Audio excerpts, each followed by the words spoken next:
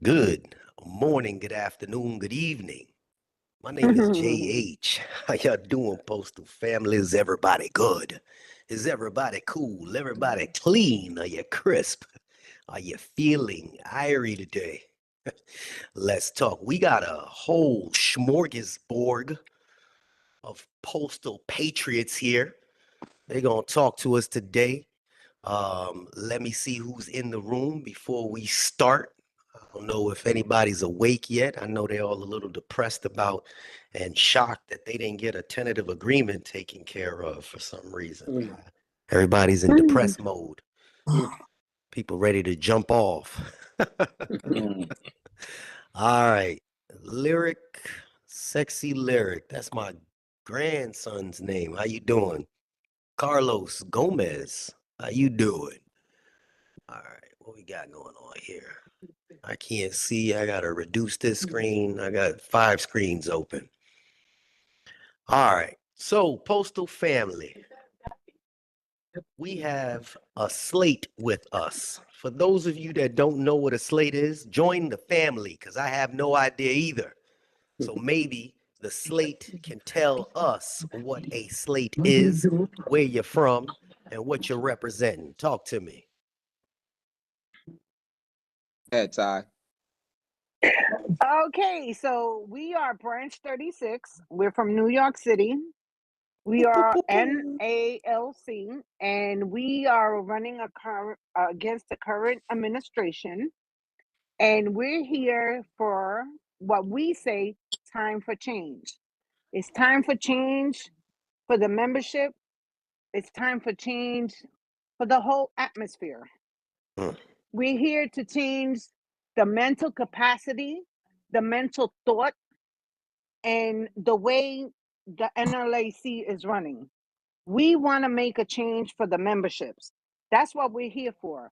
A union is not this union, that union, want this. No, the union is one union with different numbers. Yes, we all have different branches, but we are one union, and we have to make this change. We got to move branch 36 out of the dinosaur age into 2025. It's time for change. So we're here to let the membership know that we're here for them. We are listening. We want to listen to what you're saying to us. So it's time for change. That is our logo, and that is our slate name. And we have some members here, and everybody's just going to talk. It's time for change. Beautiful, beautiful. Okay. Thank you. So for those that don't know, even because they are not specifically your union, that does not necessarily mean that you should not try to get some of this information to bring back to your union. You hear me? Your specific stations where your local shop stewards are at, and bring it back to your halls and say, hey, I was watching this weird guy on there. He had a group of New Yorkers, and I heard some things and I didn't know some things, and that's what we're here to do. We're trying to educate. That's as far as I got in school. Educate the rest of the country to let people weird. know. We need to let people know that things can change, and it's gonna be the first prime example of it. So let me just say hello to a couple of the people. Yeah. Yaya, appreciate you stopping by. Diamond, what's going on? God shivers. Okay. Here the council is back in session for an emergency meeting. Lies. Anyway. So first, before we continue, everybody wants to talk about, obviously what's going on in the country right now before we get down to the local. If you had to deal with this situation, well, I mean, how do you feel? How do you feel about what's going on nationwide with your current president?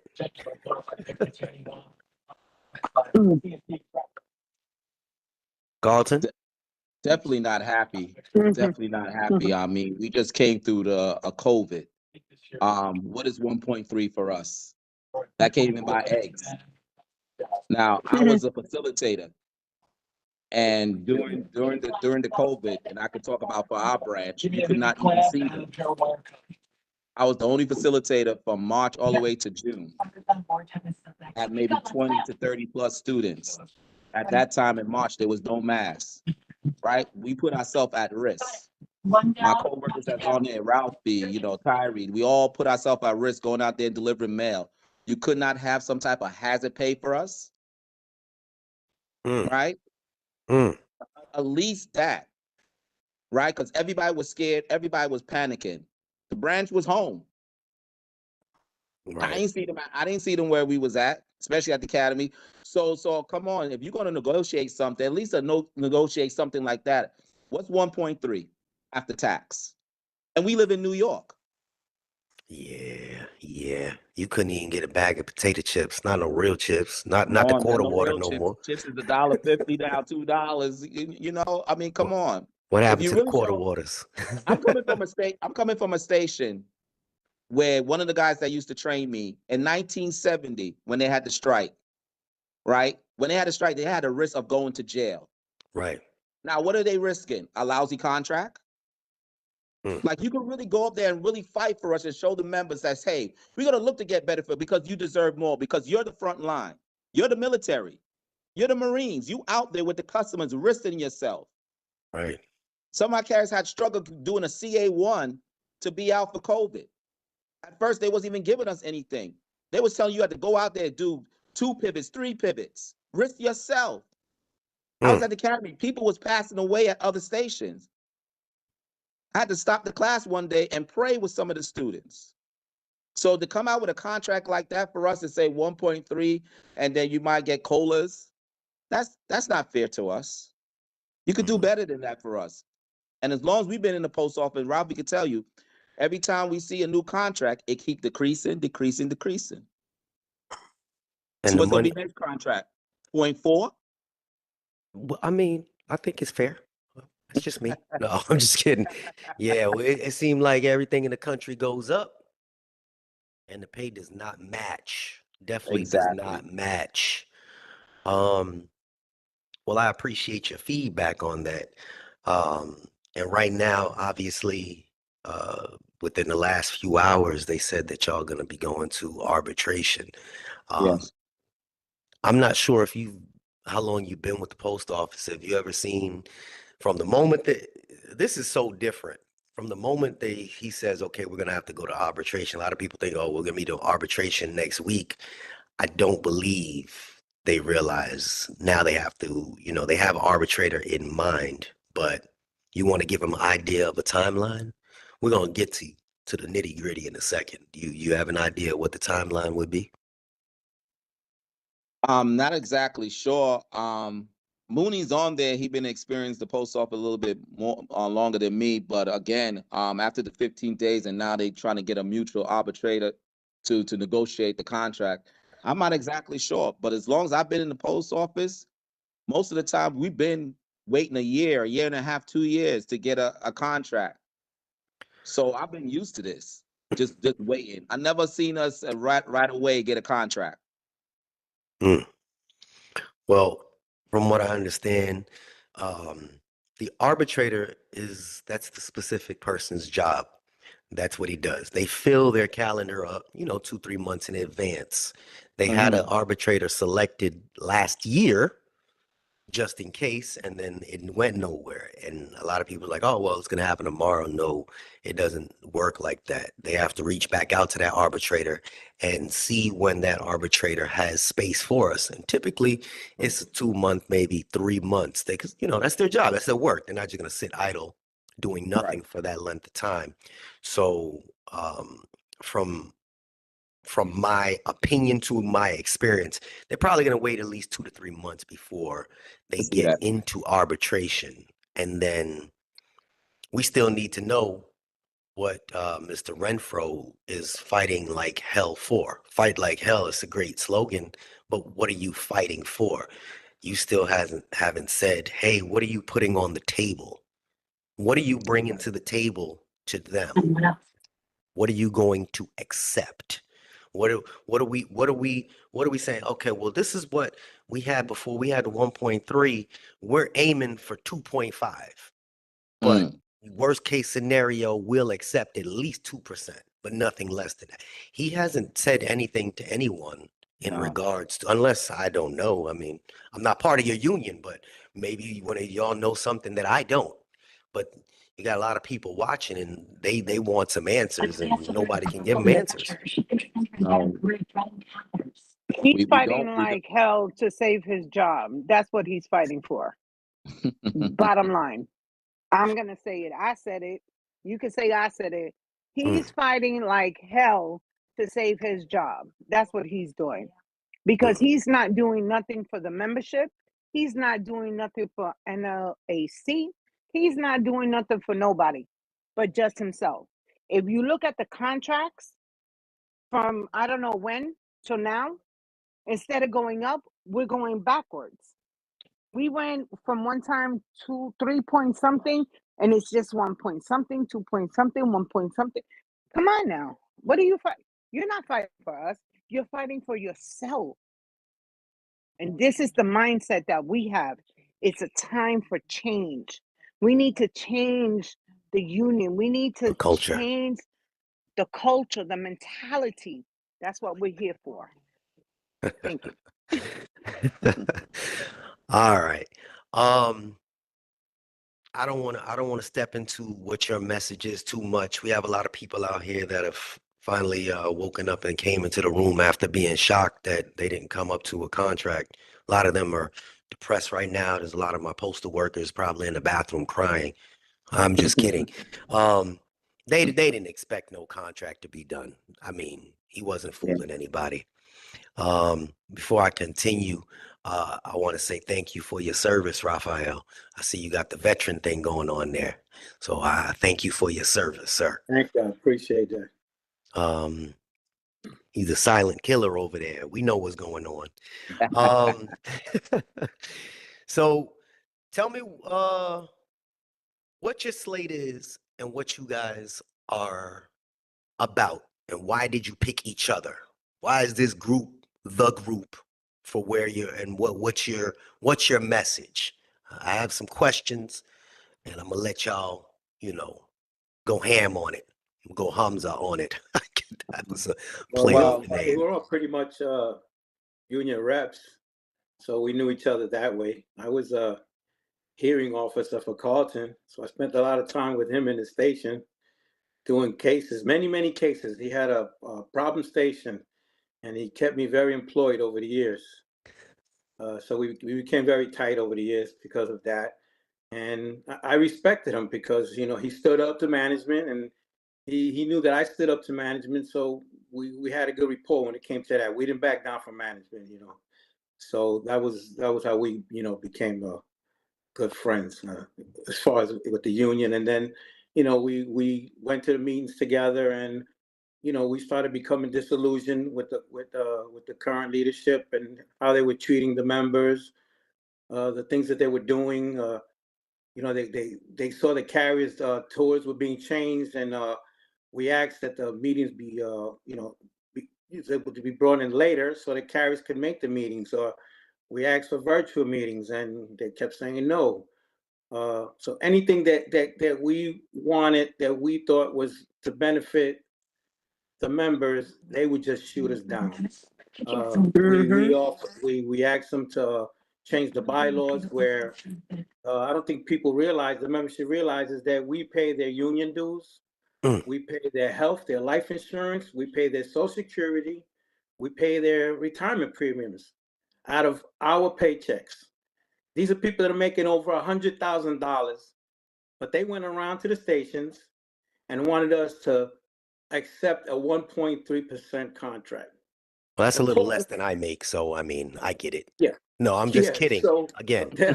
But let me these lead people... into this for you. Nationwide, they're having issues playing off of what you just said. Nationwide, and I spoke about this recently, and I'm hoping everybody's listening. They're having this specific issue that you just made a point about. Union meetings. The union is only strong as the members. It sucks when you guys show up to your to your halls and there's only 15, 20 people there. Exactly. Nationwide, they have this problem. I'm not sure if you have that problem, but I'm pretty sure it is because it's a nationwide problem. All of y'all are going to be collectively coming together. Tell the voice of the voices, tell the people how you plan to start this, because the people over there on that side, they're going to go back to their station. They're going to say, hey, man, they can do that. Why can't we? Tell me how you guys, or what you would do to try to help foster in an environment of inclusivity. I don't even know if that's a word, but inclusive to all of the members, to make it easier for them to participate. They paying dues, they should be able to participate. Anybody have that answer? Talk to me. That is correct what you said, Jay. First of all, I didn't say just thank you for having us on your show. But Thank we you have for to coming. adapt to change. Leadership is about we coming to serve, not the body serving us. So again, that our current administration, right, has about 30 years in there from vice president to president, right? So he's in the dinosaur age, what I call 8-track, while the members are airdrop. We have to meet their needs. We have to make the change. So we said we wanted to have Zoom or WebEx, right? For our CCAs that are new, we willing to open up our office on the weekends so we can meet the needs, because you're hiring us to serve you. We don't want to be distant from the body. So we can have later meetings. Our meetings at branch 36 is at 5 o'clock. We can start at 6:37. We're here to serve you, meet your needs. That's what it's about. If you meet the needs and show the body that you care, they will show up. Not have a meeting at 4:30 and 5, and then you don't have enough members and you cancel the meeting. That's not what the meeting is. That's not what the meeting is about. They need to have their leadership show up. Leadership is to serve, and the ship is the water. When it goes out in the water, that's when leadership shows up. So let's have Zoom meetings. Let's do what we need to show up to me. Let's go to the stations. And that's one of the things that they don't do. They don't show up at stations.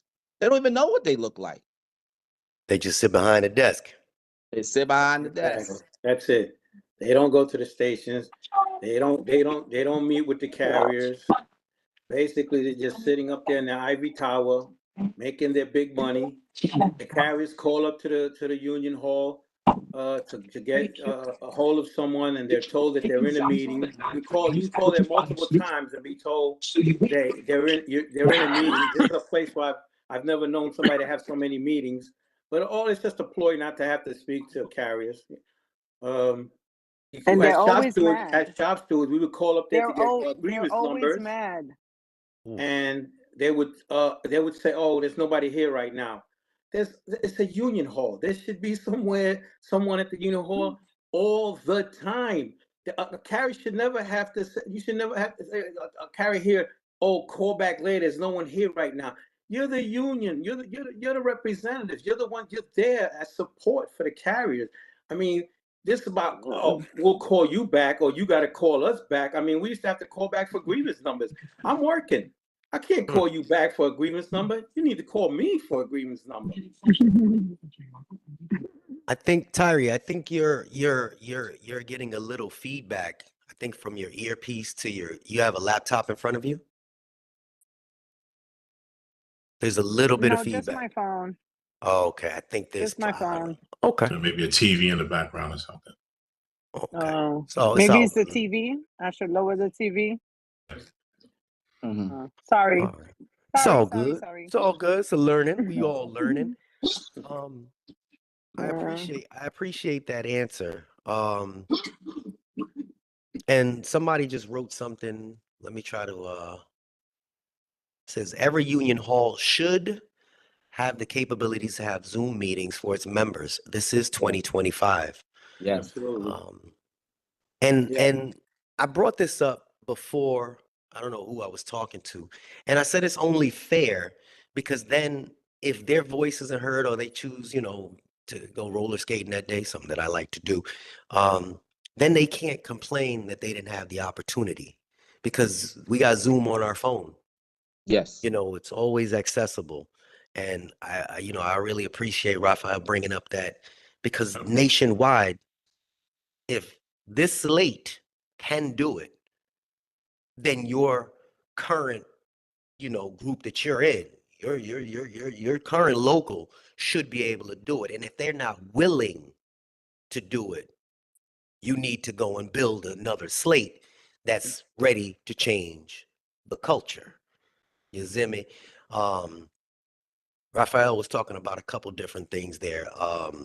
But I know Hamza had asked me, go for it. I want to come in for a second. First of all, full disclosure, I'm still a dues paying member of Branch 36. Although I was a carrier for 20 years, I'm currently a mail handler. But I plan on going back to delivering mail. I only switched crafts because I try to get closer to home. That's something that I didn't want to do, but I had to do it for my family's sake. That said, I'm just going to harp on what you said. You just said now about the Zoom capabilities. Like I mentioned on my video, we're in the year 2025. There is no excuse why you cannot facilitate any type of Zoom or virtual meetings for the membership, because the fact of the matter is they have these meetings at a time where it's impossible for anyone to attend. If I'm in the Bronx and your union hall is in Manhattan, for those of us who live in New York City and are familiar with the New York City area, you already know how difficult it is to get from one side of the same borough to another, let alone from the Bronx to Manhattan. So if you have your meetings slated for 5 p.m. and I get off at 5 p.m., it's going to take me at least an hour to get to Manhattan. Now I got to find parking. Yes. I got to pay $25 to park. Yes. Now I got this $9 congestion pricing fee over my head. But you also got By the time I do all 1.3%. that and I walk in the door, the meeting's over, and I just wasted my time and money for nothing.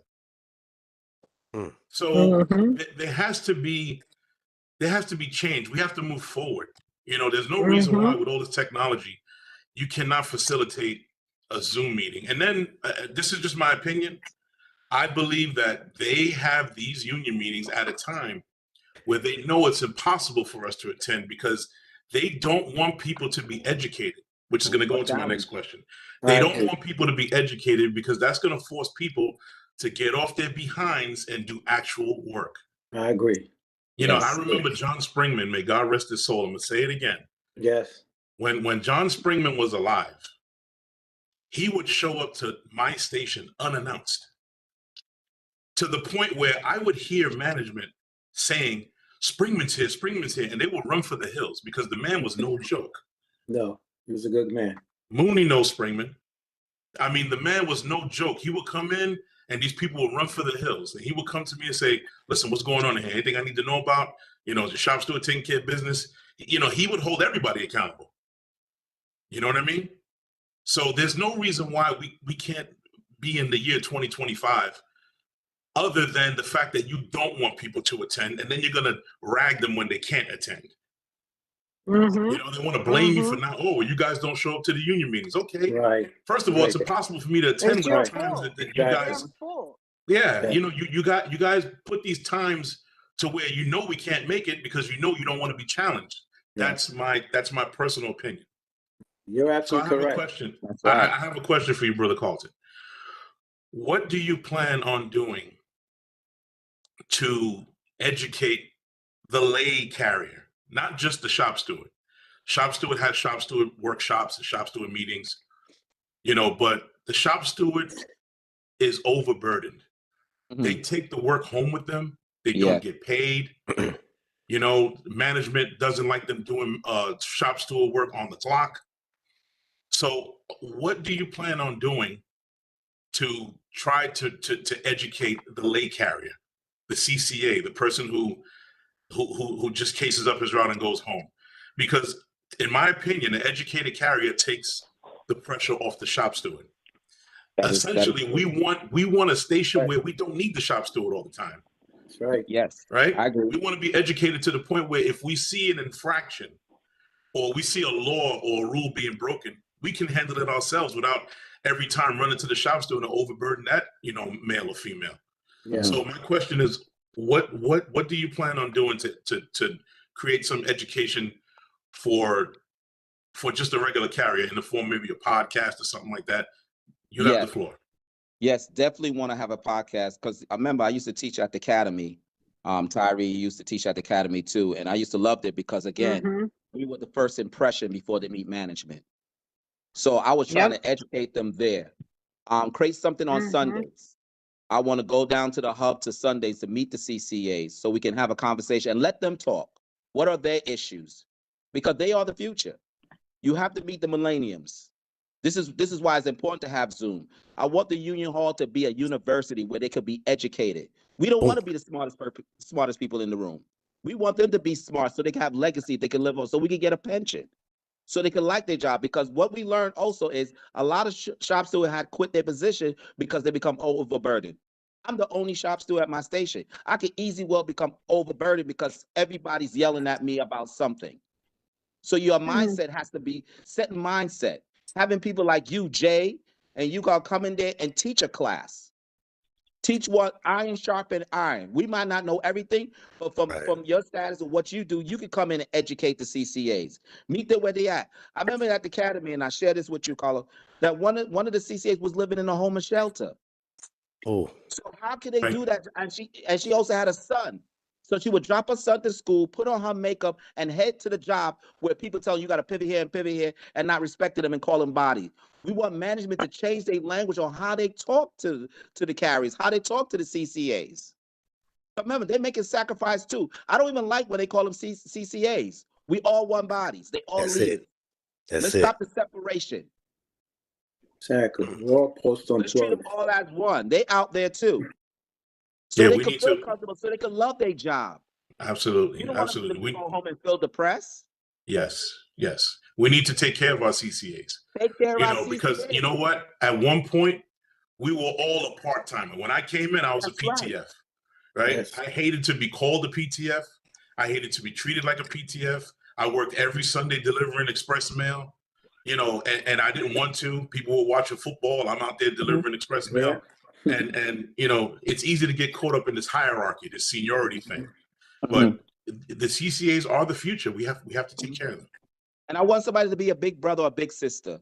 When I first started, I had a big brother for like 2 weeks, helped me mentoring. I'm not gonna remember everything, but this guy being a cheerleader, not for me to give up, so I could lead, so I could be ahead.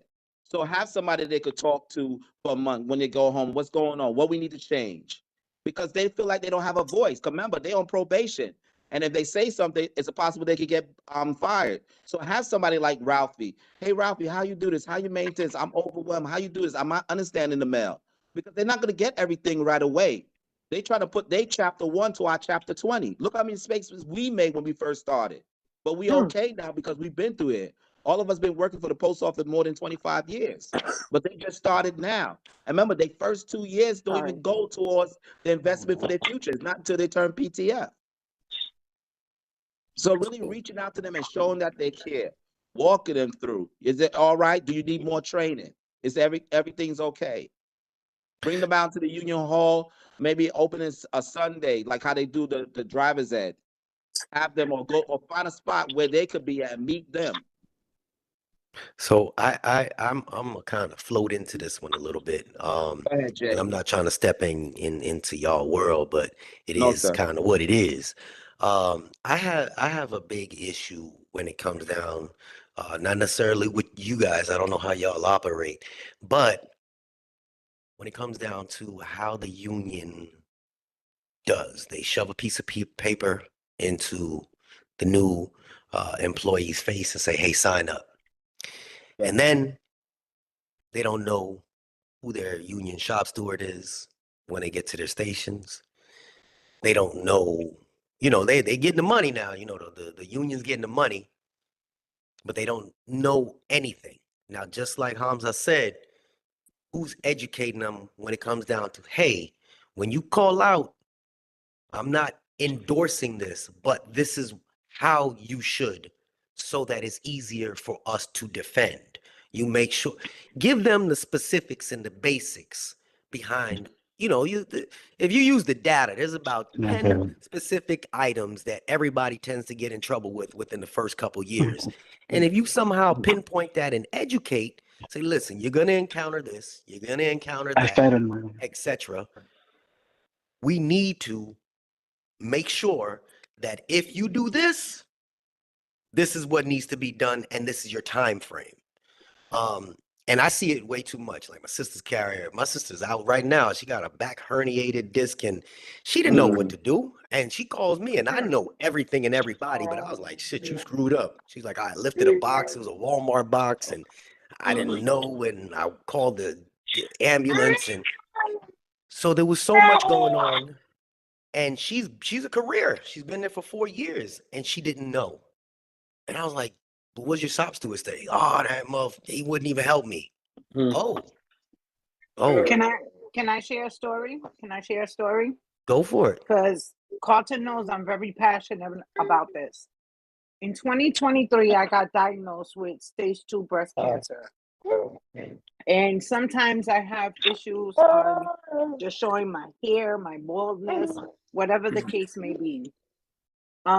If I did not have that little bit of insurance money that John gives us, this insurance that we have, I wouldn't have been able to pay my union dues. And if you don't pay your union dues, guess what? You get kicked out, because they will kick you out the union. It's been done before. One time, I was really sick for 6 months. They sent me a letter, and they said to me that if you don't pay your union dues, you will not have health insurance. You will not have this. So I'm fighting for my life. I'm fighting to stay alive for my family, but I can't pay my union dues. So now I got to worry about, I can't pay my union dues. I can't pay my health insurance. Oh my God, what am I going to do? I'm going to get fired. There has to be some compassion for these members that are sick. This guy, Brother Ray, God rest his soul. Oh my God, there was nothing done for this family. We Human need empathy. to do better. Yes, we need to do better. And let me tell you something. It took a lot for me to take that off, because I was sweating. I was sweating right now. And I said, you know what? I have to show me. I have to show me, because this is me. I'm fighting for me, for my husband, for my child who has Down syndrome, which I went through so much. And thank God I had managers and supervisors that were compassionate, that said, no, Tyree, don't worry about it. Tyree, do what you got to do. If you need to be out, Tyree, don't worry about it. Thank God. I've been in the Postal Service 26 years, 26 long years, and I fought for Branch 36. I did the food drive. I did the customer connect. I did the dinner dance, which now I think about it, these guys are such asinines. But anyway, I did what I did because I have passion. I have a passion for this union. I'm a union person no matter what. And I tell my carriers, we don't file grievances in my station, because I make sure my carriers come to work. I don't want you to get written up. I don't want you this. I don't want that. And I fight and I fight. But you know what? At the end of the day, we need more education. I had this one carrier call me and told me that this carrier said, oh no, but we don't pay for the current memberships, this and that. I had to ask for the bylaws, and I had to send that. Thank God for John Money, because he sent it to me and I send it to her, and now they know, yeah, we do pay for that. And she was like, oh, I didn't know. We need to educate. Reading is fundamental. That's what I always said in the academy. Reading is fundamental. If you do not read the contract, and you do not read this, and you do not read that, you will not be educated, and then you don't know what's going on. First and foremost, we need to get all these members on the Zoom meeting. This is so important. Like Carlton said, the Zoom meeting is more. I asked Charlie Heege in one meeting, I said, why we can't have these meetings or these classes in Zoom? And his answer to me was, well, the national said that we can't have it, and it's up to the branch. So it's up to you that you don't want to educate your membership. Boom. That's what you're doing. You're not educating your membership, and you decided to take this full control and say, no, we're not doing Zoom meetings. Come on But now. Tyree, look what you just said a minute ago. I'm going to piggyback off what you just said because they did it to me. When I was out for 3 months. I had COVID, the flu, and pneumonia all at the same time. You guys remember when they had those fires in Canada? Yeah. Yes.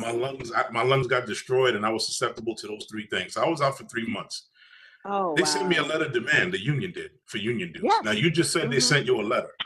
Instead of sending you a letter, hey, what's going on? Is everything okay? We noticed you missed your union dues for the first time in 26 years, Tyree. Is everything okay? Instead of doing that, they send you a letter of demand for union dues. Now, they have their health insurance, life insurance, Social Security, and all their dues, retirement premiums. All that stuff is paid from our union dues. Yep. Correct. All that stuff is paid from our union dues. And what are they doing to honor that? Nothing. They're not. They don't get. The only thing that these guys worry about at that office is falling out of their chairs. They don't do anything. Like I said, there's one or two people over there that I respect and they work hard, but the rest of them, you want me to mention names? It's your world, squirrel, baby. I will. If you guys want me to, I'll tell you that the one guy that I respect there is the Formula A Robertson. I like Ed because he's he works, he goes out there, he shows up, and he holds management's feet to the fire. I give him that. Yeah, because he did work for me. As far as I'm concerned, he looked out for me and he did his job. Listen, we gotta respect everybody's opinion. Listen, everybody's experience might be different, but he's cool. And Tony Ortiz was no longer there. Tony Ortiz, I never had a problem with. I used to deliver mail to Tony Ortiz. Amen to that. I had his number. Anytime I called, Tony would be like, Carlito, what do you need? And I never had those two guys, no problem. The rest of them, it's better to just keep my mouth shut. Exactly. Can I chime in here? Please. Oh, of course. Of course. Hey, everybody. This is Brian Gutierrez. I'm running for Executive Vice President on the Time for Change slate. I just want to piggyback on a lot of things people have been saying here, but the last comment about Robertson, I think a lot of people feel, respect for certain part-time officers, and maybe sometimes some current full-time officers. It's really kind of irrelevant to me. The reason I say that is because at the end of the day, our leadership of the branch, our full-time officers, are not doing right by the members. And so even if you're a part-time officer doing your own job correctly, you're still indirectly supporting leaders that are not doing the job that the members need to be doing. So it's I can respect somebody doing their job, but at the end of the day, if you're out there supporting leadership that's not doing their job, then you're part of the problem and you got to go. It's as simple as that. So I'm the dumb one in this. I'm really not, but I'm trying to drag some questions. I'm trying to drag some answers out of this one. So I know you say that. I'm just reading something here. One of the brothers said he was bit by a dog. I believe it's a brother. I got my glasses on, still can't see. I got 3 screens going here. Says I'm behind on my dues and I didn't get a ballot. Now, I know that if they don't pay their dues, the locals don't get their Social Security and all that other stuff. If you guys step in there, I know you just said, you're about one thing.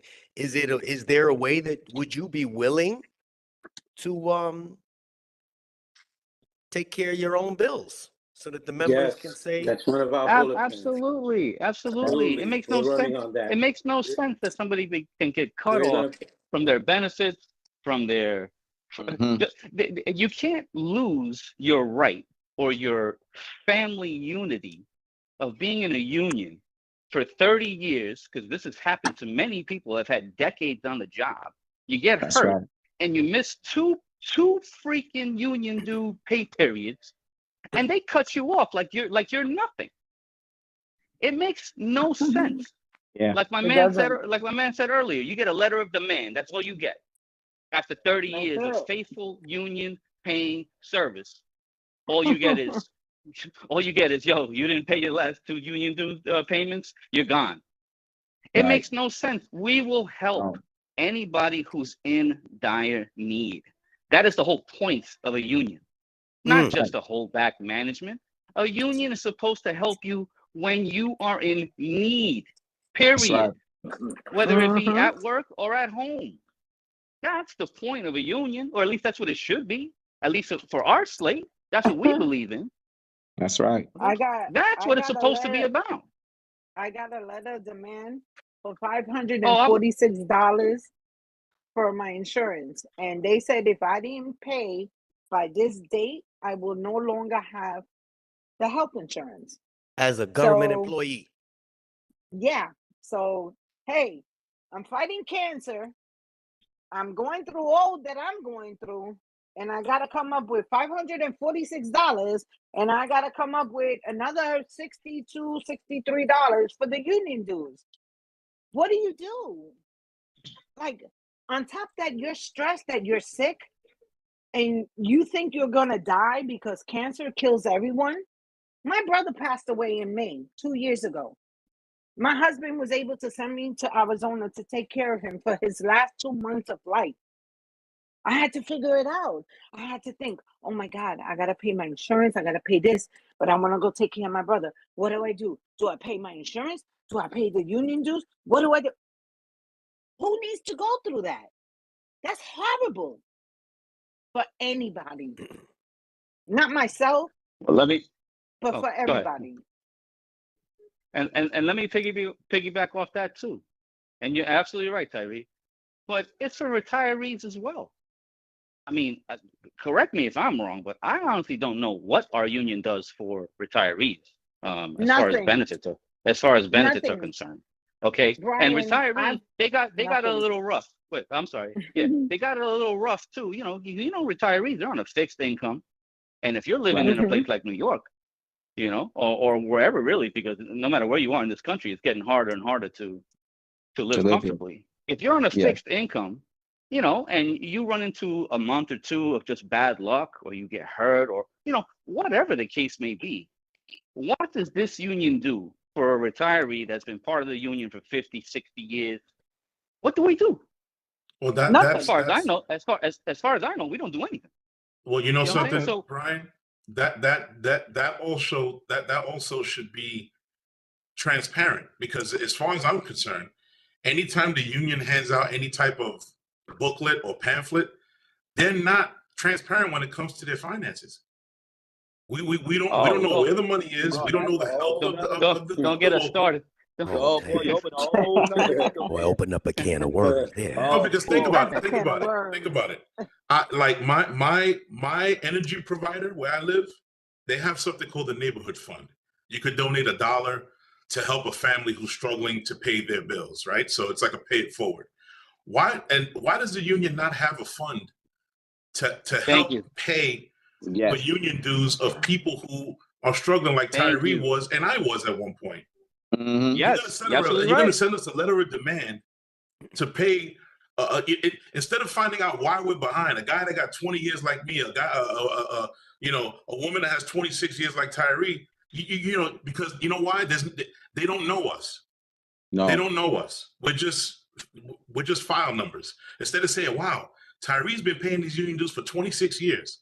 Let's reach out and find out what's going on. Why she's falling behind." A wellness check. But no, they send you a letter of demand. Hey, Tyree, is everything okay? We have a fund set up for people like you who unfortunately got sick and fell behind in their union dues. We want to help you remain a union member, so we're going to draw money out of this fund, and we're going to pay for your union dues until you get better. Why don't we have a fund like that? You're absolutely right. You're absolutely right. 80% of our union dues goes to the local. 80% of the dues you pay goes to the local branch. Right. The other 20% goes to national. Where's the money, man?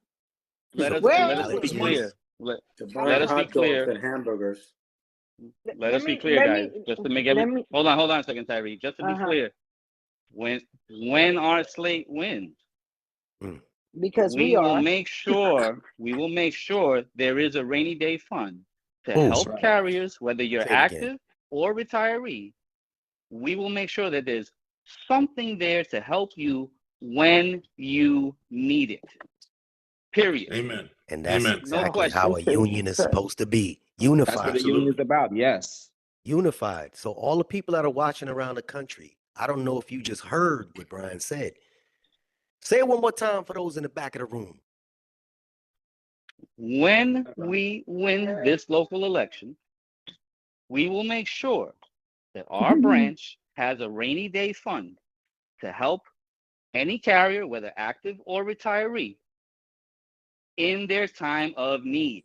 It does not have to be anything to do with work. If you got personal issues, you got money issues, something happens in your life that's outside of work, we will make sure we try our best to help you in whatever way possible we can help you in.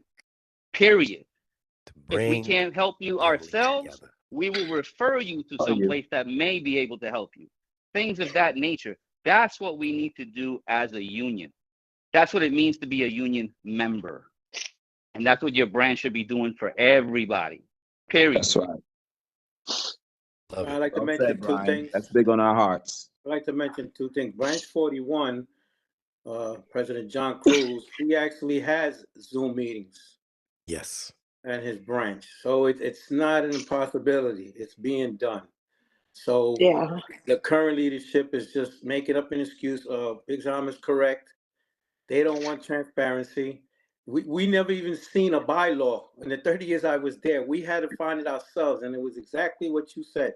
We started seeing things and that they did not want us to know about, especially the one about the membership paying their dues and everything else. That was the shocker. And I also want to bring up before time's up that we will not allow any more carriers to be assaulted, robbed, and now being murdered and just sit on our hands, alibi, and let it happen like the current administration did for all these years. They did not care. They only recently wanted to show up because they know that they're being challenged. So they want to put on this little show they just put on recently. But that's just all it is. It's just a horse, we call it a horse and pony show, whatever it is. Live on stage. You're going to tell me for 30 years. And recently I saw a graph somewhere and it was shocking of the assault on carriers and the robberies. It's like almost doubled over the last few years. It's like a free for all. And they're talking about a Protect the Carrier Act. It's a federal offense to attack a postal employee. There is laws in place, but what's going on is they're allowing these people to take the locals. They're turning the crimes over to the locals. Now, New York City, we all know what the justice system is like. It's a revolving door.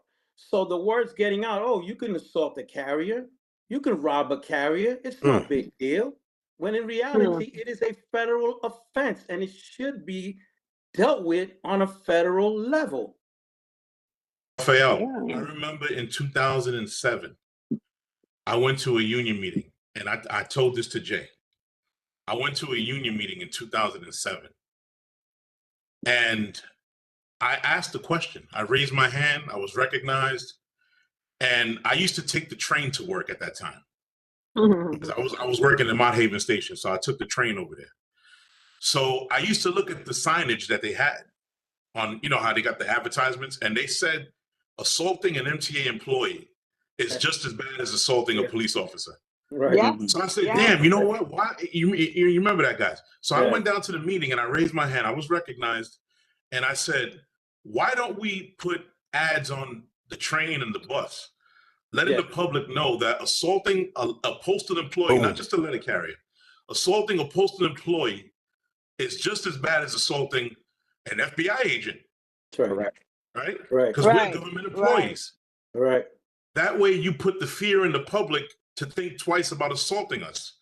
But and they gave me some BS excuse about it. They just blew me off. And then someone else got up and basically wanted them to answer the question, because this is something nobody, I opened up the stage And people were like, yo, you know what? He's right. How come you guys don't advertise, the MTA, these guys are buying, glass and all this other stuff. And we're out there, with our backs turned to the public and but they swept it under the rug. And They don't care because they don't probably care. the last time I went to a union meeting because I was not satisfied with the answer. Yeah. Listen, I went through my whole cancer thing, not going to no meetings because every time I got a letter of demand, I was so disgusted. I was like, It's discouraging. Yeah, it's like we all do things for our union. Carlton, Brian, we got blackballed from the academy. I got blackballed from the food drive. And I'm a person, listen, I can sell ice to an Eskimo. I can sell ice to an Eskimo. You understand what I'm saying? And these people, because I ran against them, they was like, oh, no, you can't do this. You can't. Okay, no problem. When we ran against them a couple of years ago, they decided to call me and say, oh, we'll give you a trustee position. I said, no, thank you. I'm good. A trustee position, a person like me that I know I have the thrive and I have the ambition and I'm so passionate. I'm a union person no matter what. I'm a union person no matter what. But you're going to treat me like garbage because you feel you're entitled? Nobody is born into a position. And you know what? John Henry said in the meeting on Sunday, he said, nobody is born into a position. You need to earn it. You need to get the respect. And even though we have branches, branch 1 through 1,000, we all are one union. We are one union. And this is where branch 36 fell off. Because you decided that the membership is going to do you right and you're going to do them dirty. So when Henry said that, I was like, I got much respect for that person because he said, we are one union.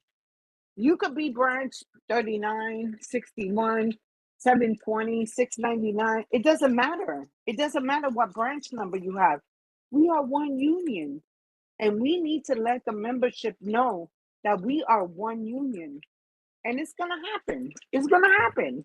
So I love everything that y'all are saying.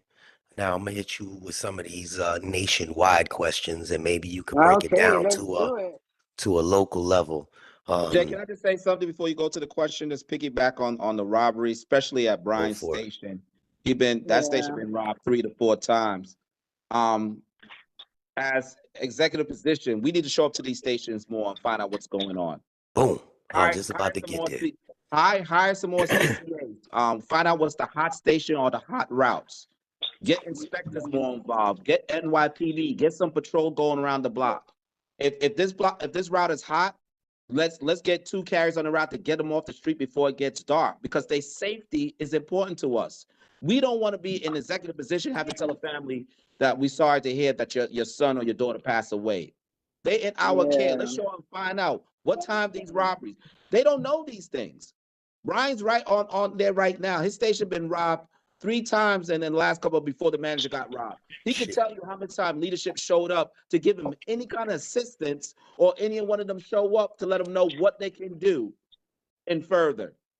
Brian had to try to figure out to help each one of those carriers get CA1s, and some of them was a process to get it done. These are the things that where the executive team need to show up and try to make things a little bit more easy for the shop steward, if that's making any sense. So I love it. I love it. Now this is obviously New York. This is Chicago. Yes, sir. This is certain places in Miami. This is San Antonio, Texas. This is parts of LA. This is St. Louis. This is nationwide. They have these issues. Now, I love the fact that y'all are unified and it sounds good. And I'm not trying to knock you, but everybody gets those words where they sound real good, but then when the time the tango steps up, they're nowhere to be found. I don't know. I'm not saying you. I know we from up top and we built different, but our current leadership around the nation has been virtually put it a standstill when it comes down to harassment of the workers in general, whether it be a clerk, to carrier, the mail handler, etc. So management has been whooping our union brothers and sisters' asses, whether mentally or physically, even physically. Recently, they've been going through somebody had a physical altercation and, you know, they get a little slap on the wrist, then they get relocated. When our brothers and sisters are being harassed on a nationwide level, I want to know, can't speak for the nation, but what are you gonna do for your local? Because it gotta start somewhere. It gotta start local. You gotta infiltrate from within. What are you willing to do when we got situations? Because it's a constant thing. You're The absolutely culture is right. toxic. You're absolutely right. When leadership sit down, they talk to the head. So we have to sit down with the DM and we have to sit down with the postmaster. Because if it was the other way around, we would be put on emergency suspension. So we need to talk to them, and it need to be some type of training that they need to respect the co-workers, because they're the ones that make them look good. They're the ones that make them get the bonus. So they should not be harassing them. There's another way you could get the work done. But let's speak to each other with respect. Let's, and our contract is about the morale, safety. So if manager supposed to make sure that the carriers are safe, then why are you not doing it with your language or how you speak to them? We got management that come in, don't even say good morning to carriers, but then you're gonna need me to do a pivot. Does that make any sense? What happened to the good morning? How you doing? All right, we understand that it might be emergency, you might need a pivot, but talk to everybody with respect, because again, some of the carriers are older than the supervisors. So have a little respect for us. So we have to sit down with leadership and find out what we could meet at the bridge, that we could create a better morale at the station, because the left wing, right wing is still the same bird. We want to get the job done, but we have to go about it a different way. So you all are saying that you're willing. You're Yes, willing to get up off Well, behind the desk, from behind the let me desk. let me piggyback off that, Carlton. Okay, you got to talk to upper management. That's obviously the number one thing. Okay, then if that doesn't work, okay, then you just gotta bash them over the head and bash them over the head and bash them over the head with joint statement on violence grievances. Just violent. Constantly go in to every station and start bashing them over the head until they stop. I have there's a podcast. It's called From A to Arbitration with Corey Wilson. And that's what he preaches. And you know what? That is the process, and that's what we got to do. That's what's not done in this branch. Okay, you got a station that the carriers are harassing you, and then the shop steward, even if he's doing his best, nothing happens. The branch doesn't come around. What do? They're not doing nothing. The branch should have templates so that each shop steward in every station can just download it and file a grievance as easy as 1, 2, 3. We don't have that here in Branch 36. That website is a joke.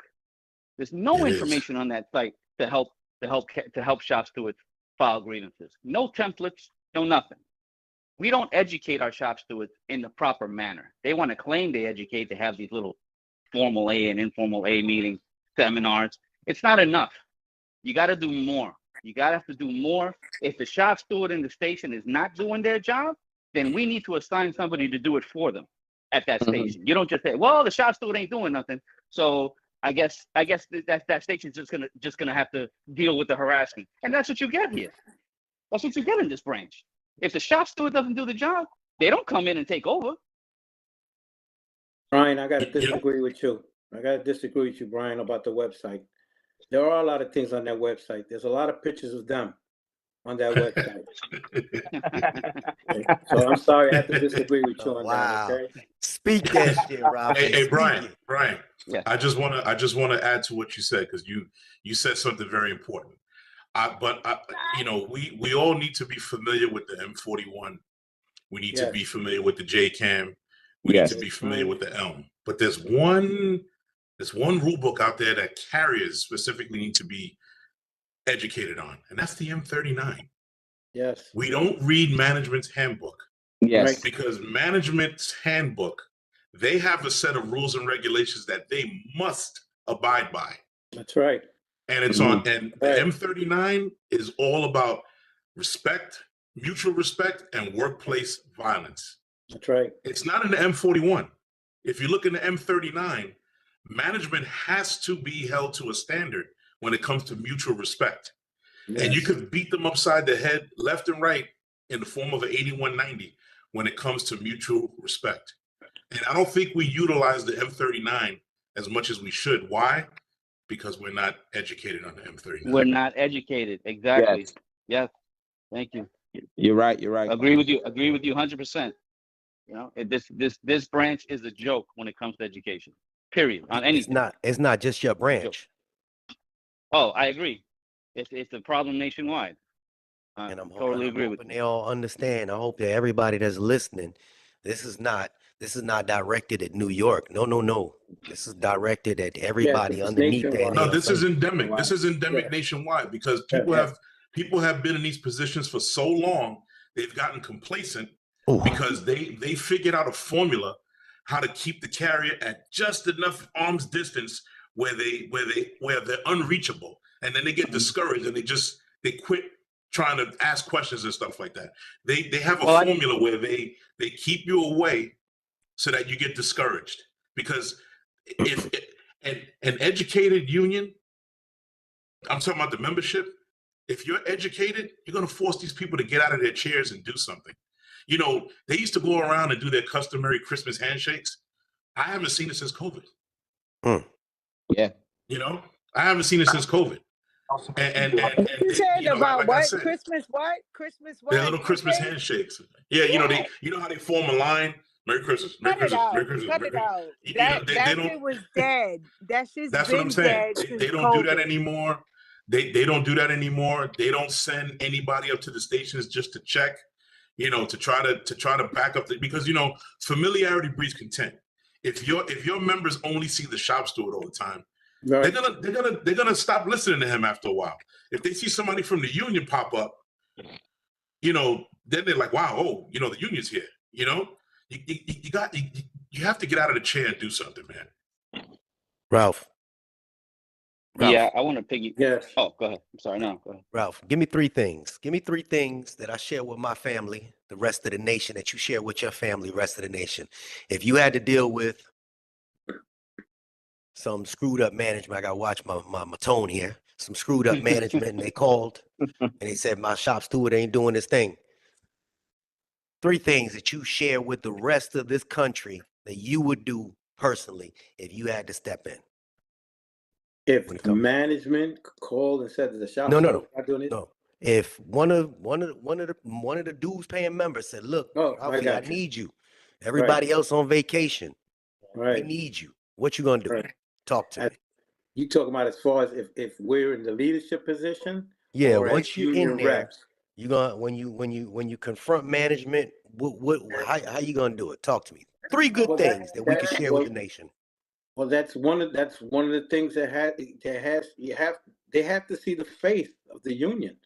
We have to be there. You have to confront these people. They have to see you. They have to know what's going on. I mean, one of the things that I would do is, definitely we confront management. I mean, on a personal level, not over the phone, not through emails. I'm talking about like Big Time to say, you got to walk into that station and confront that manager and just let them know that we're not going to tolerate our members being harassed and abused. That's really what's going on. I mean, it's like you said, all they see is the shop steward. That's it. They feel like sometimes the shop stewards, unfortunately, have shop stewards that are a little intimidated by management and are not doing their jobs also. That's another thing I would do. I would go after these shop stewards that are not doing their jobs also. That's number 2. They got to go. If you don't do your job and you're not protecting your member, you got to go. Got to go. Brother Joe got to go. Exactly. And we've seen that. We have basically they might as well be working for we used to joke around and say when like the shop steward left, we would say, oh my God, management's gonna miss this guy. Because he was more what you call it, a help to management than he was as far as a union rep. A lapdog. Exactly, exactly. So that would be another thing that I definitely would deal with. We have that on that's big. You know, too many shop stewards, they've gotten too laid back also. You know, and that's because the leadership has basically just allowed it to go on because they're subservient to them. You know, so if they tell them to jump, they jump. So that's a good shop steward for them, even if they're not doing their job. To them, that's a good shop steward. They will support that shop steward. Now, someone like me who opposes them and speaks up to them, they will try to bury me and silence me. If it's an extreme situation, in extreme situations, a lot of our people around the country are afraid to bring the media into it. There's a situation where their health is at risk. I mean, I've watched a couple of YouTube videos where people got their voice masked. They don't want to be on TV. They got the screen blacked out and they can't tell who they are. They're terrified to talk up and say, hey, man, you know, this is going on. You know, we have a tyrant for a postmaster and, you know, everybody falls in line and Yeah, I can't go. in fear. There's You're in ways that you fear. can get media involved. There's ways that Yes, you can go outside yes. to expose them. Are you willing to do that if you Oh, need yeah. to? There's also outside agencies. Like for instance, well, recently there was they were doing construction in the building and dust flying all over the place. The workers got unmasked and the employees are walking. So you got OSHA. Call OSHA on them. Now don't just fill out a 1767. I mean, do that also and approach management about it. But like you said, go outside. If you can't get it resolved internally, then go outside of the post office. There are avenues, like you said, outside the post office to also protect you. Mm. Okay, okay. I didn't hear your voice much, and I think people needed to hear you. I wanted to know what your thoughts was behind that. Just so y'all know, Mr. Cruz is in the chat. He said hello. He says, as a leader, Yes. you cannot Hello, run a Mr. branch Cruz. from a chair. That's right. Amen. He's Amen. absolutely correct. Salute to John Not Cruz and not a Richie good Ray and one. all those guys at Branch 41. Shout out to John Cruz, the good man. Mm, mm. Yes, sir. Um, Um, sorry, I got in a little late. I don't know if you guys talked about the meeting. Um, but which I one? did want to say a couple of things about just the union meetings in general. Yeah, they Um, spoke, said that yeah. you guys said you didn't want anybody to show up to your meetings ever. No, I'm just kidding. No, it's just, you know, it's just one of those things that does prevent a lot of places nationwide, if they're having problems with their union branches. You know, the union branch has really done a good, especially this one. They've done a good job of basically maintaining control of the meetings by purposely putting the time at a place where nobody can get to, and purposely having it filled with majority of members that support their own regime. It's just very difficult to change anything through the Constitution because they just control all the levers that Yes, somebody would use through the Constitution to try and initiate change. So, you know, it's just if if you really want to do change, if anybody's listening in this podcast online. for Mhm. all over, yeah, online, all over the country, if you really have that itch and you want to make change, you have to challenge the leadership. There's just no Boom. other way around it. You have to take the hits when they come. And we all got blackballed after 2022. It Yes. just is what it is. That's the price you pay when you try to challenge leadership. And you just keep at it and you just keep at it and you just keep at it because there's no other choice. If you want change, you just got to keep moving and shaking until it happens. I Can't tell just give up. everybody Keep that doing it. they need to seek discomfort. In order for change to happen, you're gonna have to be uncomfortable for a little bit of, a little while. You're not gonna Yes. be the one that's favored. You're not gonna be always smiled upon. But in order to foster change, you have to step out of the norm. You have to step out of the norm. Now, um, and I'm bringing these We nationwide issues to a local level just to hear how you would address it. Because again, what you were just talking about, people being blackballed, I watched everybody's YouTube video. There was a young lady and she was blackballed. I think she was a vice president or something. It goes on too often. Now, y'all have these route adjustment thingies, and I know my sister was telling me about it, and she got more work added and less time in the station, whatever they call it. But this is going on nationwide. Management and your current leadership around the country seems to think that's okay. A lot of them accept it and say, hey, well, it is what it is. Just do it. It's just do it. Just take your time and do it. I hated when my union shop steward for the APWU was like, hey, just do whatever time it takes. It makes you feel uncomfortable when you got to go and sit in for II for something that was not realistic. How you want me to get all this shit done in this amount of time? Now, I'm getting to a point here when the current leadership they sign these unrealistic settlements with management concerning your route adjustments and your times and your tour changes, etc. This goes on nationwide. How would you deal with it on a local level? Would you address it? Would you let them know? I don't care what this damn thing says, but we know this is not real. This is some. I ain't gonna talk for you. Tell me how y'all would deal with it. I mean, you hit the nail on the head. I mean, the numbers they come up with are always bogus. They just did a CNI in my station a couple of months ago, and I filed at least 10 grievances, trying to get all those things reversed because all the data they're using is wrong. And guess how much help I got from my branch? Everybody jumped in, right? Yeah, everybody was there calling, helping out. No, nobody showed up. Nobody made any power moves to make sure that management understood that the branch was watching over the process, making sure that they did things correctly. No, nobody was around. I had to do it all by myself. And again, it's just another part of the non-education of this branch when it comes to helping the shop steward deal with things like this. The CNI is a very, very complicated grievance, a lot of paperwork. And, that's exactly when you need help. The branch is nowhere to be found. Last year, they did a CNI for the combo wagon drivers. Okay, it's truck assignment. Okay, the branch encouraged us to file grievances. They did seminars. They actually did some cool stuff. I have to say, during that, I was like, wow, okay, this is actually pretty good. And they held Zoom training courses, by the way. So they can hold Zoom training courses, but they can't hold Zoom meetings. But anyway, so they did all that.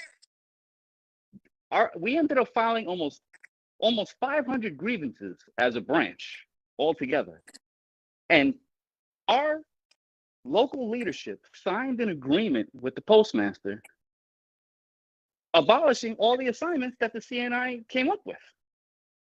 Sure. He signed off on it. It's on paper. Yep. So you saying that your own let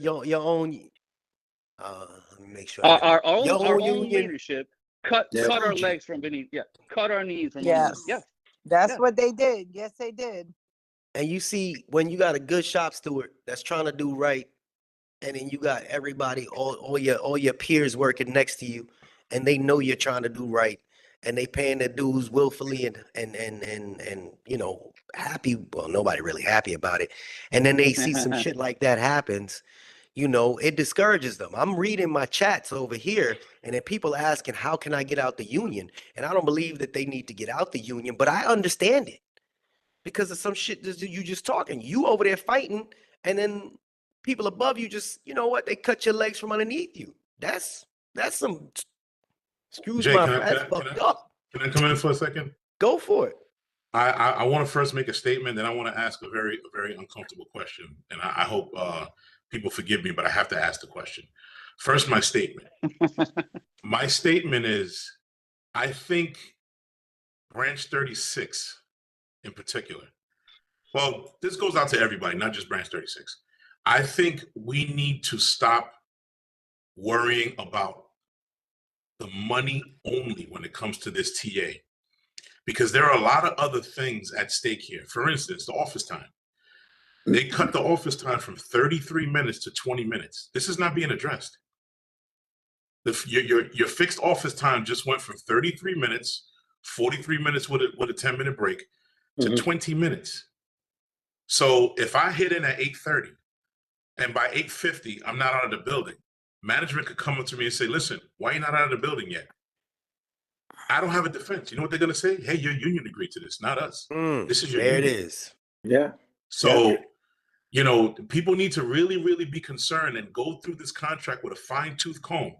CCAs, this is for you. Don't you know that in this tentative agreement, in the month of December, you could be forced to work 31 straight days? I bet you didn't know that. Tough. Yeah, shit. But people, because, you know, people, and look, we're in a very economically stressful time, and we naturally are going to be concerned about money. But what good is making $50 an hour when you come into an office that you're coming there miserable? You want to choke the shit out of the supervisor when you walk in. Yeah.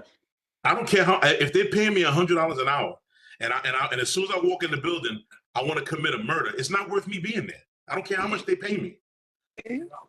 So you got to be concerned about the working conditions, you know, and people need to really go through this contract with a fine-tooth comb and understand why this was rejected, not just because of the money. And I talked to a lot of senior carriers in my station, and they pissed me off because a lot of them was like, "Oh, I'm at the top step. I'm about to retire. That extra $1,000 on my top step, that'll be good for my retirement." No, Don't you remember you were PTF at one point? Yep. Don't you remember that when you walked in the building, nobody knew your name. They called you, "Hey, PTF, come here. Hey, PTF, grab those trays and DPS. Hey, PTF, do me a favor, grab my bag. Hey, listen, people need to really be concerned about this. You got to go through the contract and see all the ancillary stuff that's in this contract that's going to make you miserable. It doesn't matter what they pay you. If the working conditions and the rules are not in your favor, what good is the money? That's my statement. That's my statement. Now, my question is, this is to everybody. Is there anything in your jacket, in your personal life, that may come back to haunt you, or you think the other guys may use against you when you're running? I think it's like, look, I'm fat, right? If I call myself fat in front of everybody, it takes the air out of the room. Nobody can call me fat and get a laugh anymore. So I think if anybody, if you could be transparent, if there's anything that you think may harm you, I think we want to get ahead of it. But is there anything that you guys have had in your jacket that maybe management or these other guys in the other slate may use against you? That's a good question. Well, I got one. I mean, so I sure can answer I'm that. sure they're looking. I'm sure they're I can trying answer to find that. something. You stole hours and I some can be shit dumb shit like that. I can be transparent on that. I don't know if you guys can hear in my background, but you know, I got two little ones here that I'm trying to take care of as I'm doing this this interview here. But it has my personal situation has prevented me from attending a lot of the meetings, a lot of the union meetings. So they may try to use that against me. Again, but I kind of already made my I kind of already made my point in the sense that the meetings are very hard to get to, number one, physically. And number two, like I said, for the most part, they always have the majority of the members anyway. It's become almost pointless to go there and try to argue with them or make a point because you never have the floor. So it's been very discouraging on top of my own personal issues. It's also just been discouraging trying to figure out a way to get to them because it's really you almost feel hopeless when you go down there. But just to hit on another point, to be quite honest, even from the last election, what I learned is if they don't have anything negative to say about you, let me just be honest here, they'll just make it up.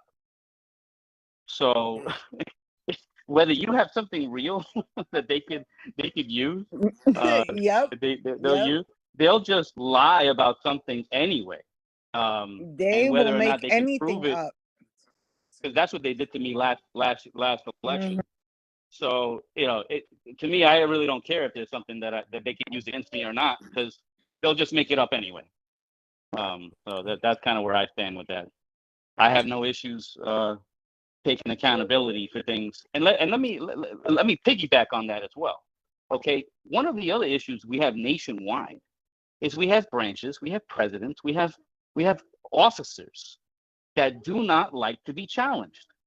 They cannot stand it. They cannot stomach it. They can't deal with it. They don't understand how to deal with members that don't appreciate what they're doing. Like they actually It's all disagree about the with money. It's something all about the that they might be politics. doing. And we promise, if we come into this, leadership, well, actually, forgive me, when we get into this leadership, okay, Thank position, you. Amen. every member can speak freely without having to fear repercussions. We don't mind getting into it. If we got an issue, if you have an issue with something that we're doing, something that we're initiating, something that we're planning on doing, something that we're spending money on, blah, blah, blah, say it. And believe me, we will hear you. We will listen to you. We will respond to you with our explanation. We won't just shut you down and say, don't worry about it. It's above your pay grade. I don't have to answer to you. Don't worry about it. You're not going to get any of that from us. You have got a problem with us. You got a problem with something that we're doing and you bring it to our attention. We will address it. We will either say, hey, you know what? You're right. You make a good point and we're going to have to rethink this. Or we'll disagree with you, but then we'll actually tell you why we disagree with you. We will have a civil conversation with somebody that doesn't appreciate something that we're doing instead of trying to shut them down or beat them down like a dog and try to just make sure they shut their mouths and don't bother us again. That's one of the main problems we have all across the country when it comes to bad leadership. They abuse their power. They abuse it. And they make sure that nobody can speak. Nobody can challenge it. Yes, and that's ridiculous. This is a democratic union. But when you go to a union membership meeting, of course you're going to have people that have different views than you. Isn't that the point? So my question to you is, and I've read 1,000 questions. When somebody shows up to a union meeting and they say, hey, I got a question, obviously they're supposed to raise their hand and be acknowledged. So you saying that whoever's sitting on top is not going to tell them, no, we ain't got no time for your question. Exactly. Or you be quiet. Every question will be given opportunity to be asked, and we will answer it to the best of our ability. Whether you leave that place satisfied or not, that's kind of not our problem. But we promise to give you a fair hearing and give you a fair answer. After that, it's beyond our control. You know what I'm saying? But this current leadership is famous for that. They will shut you down in a heartbeat. The minute that you challenge them or question them, they will shut you down in a heartbeat. So y'all gonna get rid of them? It's time I said it in my last couple videos. It's time to get the old heads out, the ones that sit there and are complacent.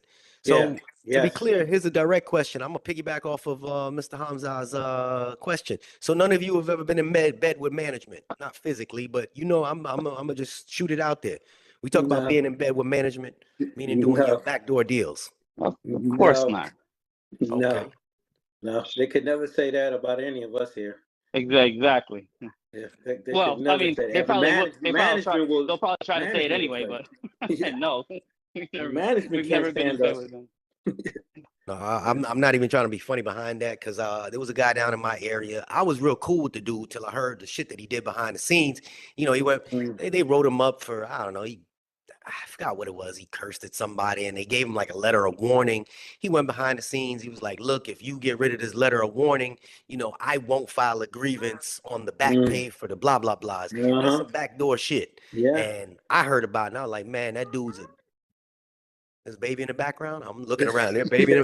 Let me watch my language. But I'm sorry. That's me. I gotta watch my language. But it's one thing, just like Sunshine just said, it's one thing to compromise, but backdoor deals in order to get, your favor. Hey, I'm gonna need to go Puerto Rico for 3 weeks instead of 2 weeks. We understand. Other people, y'all have a little more pull because you're sitting up top. But at the same time, that's the type of shit that used to get up underneath my skin. We just want to know whether anything that you guys currently got going on is gonna come back to bite you. But you said it, Jay. You said it. You're so correct. You have shop stewards out there that's how they have to. I've had shop stewards where I've had to actually, they're in more trouble than the regular carrier. And as a shop steward, you're the example. You're the leader. I have over 2,000 hours of sick time. You know, I used to come to work when I was sick, when I was hurt, just to be an example. This is the guy's the shop steward, right? You got shop stewards that are. I had a shop steward as a hearing officer. I used to have to go to defend her constantly because she was getting written up for not coming to work. And this was the example. She was getting written up for leaving mail in the street. This is the example. So as the leader, as the shop stewards, we have to be the example. We have to show them to come to work, to do the job correctly. You know, but when you got a shop steward who's constantly in trouble, then they become compromised. I was never compromised because I came to work, I did my job, and I had no fear of management. I used to tell my carriers all the time, come to work, do your job, and when they try to mess with you, that's when you come to me. There's nothing they can do to you as long as you come to work and you do your job. The rest, I will handle the rest when they come and try to mess with you. Jay, I have a question real quick. This is for the team. When I first came into the post office, there was no DPS. And we used to come in at 6 a.m. We used to stick everything. What are you guys going to try to do about getting these start times pulled back?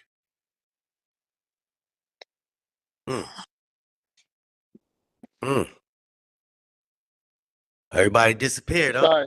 Sorry. I didn't. I can say this. Oh. I had a conversation one time with Miss Diaz. We all know who Miss Diaz is, right?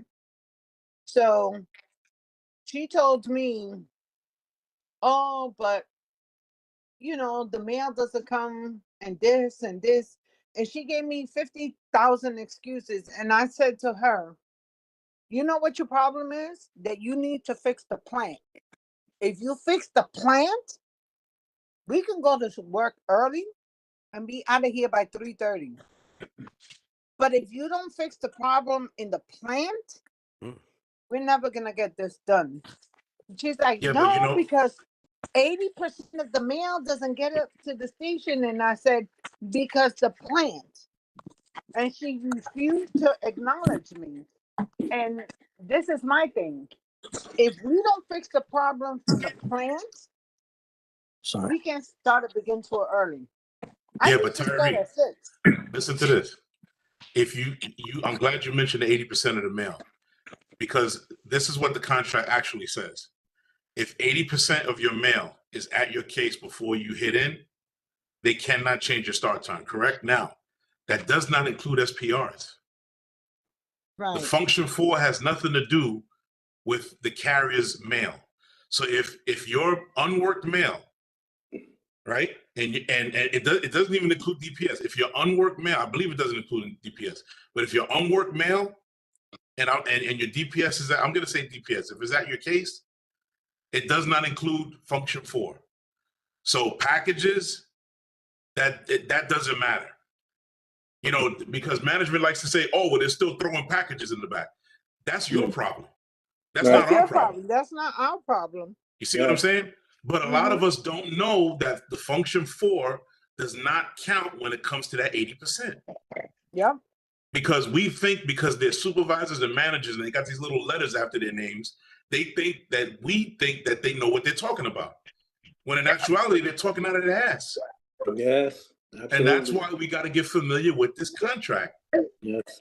And file these grievances to get these start times pulled back because, you know, the post office doesn't realize how much money they can save. If I'm starting at 7:30 in the morning, right? And I'm out on the street, now I'm beating all the school children. I'm beating all these people who I got to fight with the elevators and traffic with. And I could come back at a decent time and go home. You don't got to pay me all the overtime. Most of the overtime is fighting everybody else, using elevators. You know, listen, my route was Richmond Plaza in the Bronx, River Park Towers, Roberto Clemente State Park. That was my route. Oh, I used to go there to go swimming. There's 4 buildings with 43 floors in each building. I'm fighting everybody to try to go upstairs in these elevators during school hours. Of course, I'm going to run into overtime and V time because my start time is 8:30. So if I start at 7:30, I'll beat all these people, get back at the station, clock out, and you don't got to worry about paying me overtime. But the post office will spend $1,000 to save 100. That's what they do. Yeah. I got Yeah. a couple people back in the room now. I got Carlton. Listen, I'm gonna shoot some things out here real quick for you, Oh. Carlton. You awake there, brother? You looking? He lost. Your microphone off? There it is. Yeah, Listen, class is over now. I got I'm a back. question for each of y'all. The current leadership believe that 1.3%, good old 1.3% a year salary increase proposal was good letter for the letter carriers. What do you think about that? You're asking everybody, or just asking? No, Carl? I'm asking Carlton first. I want to hear Carlton. Okay. Tell me what you think about that. 1.3 retro after taxes is what? It's a little chump change. I live in New York City. I have a son. I have a family. For 3 years, what is that really? All the sacrifice that I did for this job, you're raising stamps, train fares going up. How's that going to meet the cost of living for us?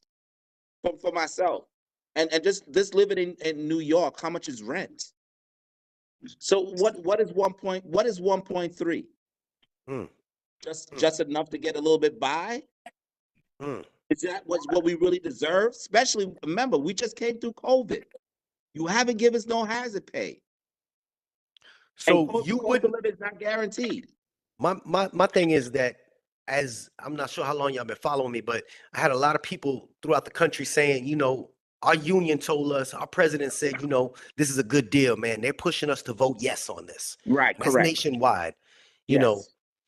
When it's one thing because you're not sitting up top, but once you sit up top and the order comes down from Renfro, and he says, oh man, you got to push this 1.3. It's not going to be Renfro anymore. But when they talk about something that you feel in your heart is bullshit for your carriers right now, when they say, hey, we need you to push this and make sure that your carriers accept this, and then you start passing the information out to your union shop stewards, are you going to say, hey man, go visit all your stations? Because it's going on nationwide. They say, hey, No, I vote won't for be this. This is a saying good that. deal. This is a good deal. That's what our local I mean, you leadership really went don't and know me, did. They Jay. went all around. Yeah, that's what they did. But we're not gonna do that. I'm for the people. As you can see, my class just left. I was just doing mentoring. I do juvenile prison. I try to tell guys that you have a second chance that kill people and stuff like that. So for me to push 1.3 and know that's not right in my heart, why would I say that? You can't survive off of that. Okay, that's 5 years from now. You're not gonna change. And listen, and don't forget, as far as the carriers are concerned, your COLA is only 55% of the rate of inflation. The APW gets 100%. Right. And if the index don't go up, it's not guaranteed. So that 1.3% doesn't mean anything because the COLA is only 55% of the rate of inflation for NALC. APWU, JH's union, they get 100% COLA at the rate of inflation. You keep my goddamn union name out your mouth. Listen, that's another reason why the NALC has failed us. So my question is this. As we all know, branch 36 was so, we need to agree with this TA and Charlie Heege and No names. the current administration went to all the stations and they did all of this so if it was such a good TA, how is it that it got knocked down? We went from Hawaii to California to Puerto Rico to help me understand how you think this TA was good and everybody shut it down. That's my thing. It was good for and I'm so glad that people voted, and I'm so glad that they said no, no, no, no, no. And You want some water, baby? Okay. And you gotta get rid of them. See, all right. Yeah, so my next, that's my thing. That's my thing. I'm so amped, and my next thing is let me get this one in here. Y'all got a lot of crime going on there. I know y'all just addressed the Brother Hodges, but the current leadership, they ain't done enough to protect our union brothers and sisters from robberies, abuse, and mail while from from abuse while delivering the mail nationwide. Nationwide. My sister station where I live, somewhere USA, they had a gun to one of the carriers. I want to say about 2 months ago, and pistol whipped her. And I didn't see it on the news. I ain't see it on the news. Now, Right. Oh, y'all in New wow. York, and I'm not, but this happens nationwide. It's not Correct. publicized enough. I know that y'all stated that, you're gonna start getting people involved. What would you do to help protect if you got in office? Well, one of the things I do, I went around, the 20th precinct and the 24 precincts in our neighborhood. And I went and bridged a gap with the 20th precinct, and they have a task force that's out. And I was So able to wait, call them let me be clear about this. You specifically went to a police station yes, to talk to them. because inspectors only come out unless you get touched. And that doesn't make no sense to us. And a lot of times they sometimes call the NYPD because they might respond faster than us because they're short of staff. So because some of the work that I do outside of here, I went over to 20 precinct and had a talk with a 4-man team. They did a stakeout with a car to try to catch a criminal. We did catch one person, but again, if it's not federal, they get out the next 2 days, which happened for that particular person because he was young. But I think we need to have a conversation with NYPD, see what they do, some patrol for us, have a talk with leadership. You have to talk for our DM, our postmaster, have a talk with the inspectors. We need to have a meeting, like what can we do? And I also said, find out what's the hot route. What I learned in my station was they was hitting like Riverside and Central Park so they can go straight to the highway. Find out what's the hot routes so we can try to get those carriers off the street earlier, or maybe have 2 carriers on that route to help them get off the street faster. There's a lot of things that we can try to cover and have more manpower circling those areas so the carriers could feel comfortable. Because at Bryan Station, the person's scanners was taken, the keys was taken, their wallet was taken, and their house keys. How are they supposed to feel? So we have to find out every little resources we need, and maybe even talk to you, Jay, on what's going on there, what kind of strategy y'all doing, so we could try to implement that here so we can make it better, because we are one body, even though you might be in another country, another state. Somewhere USA. Yeah. Somewhere USA.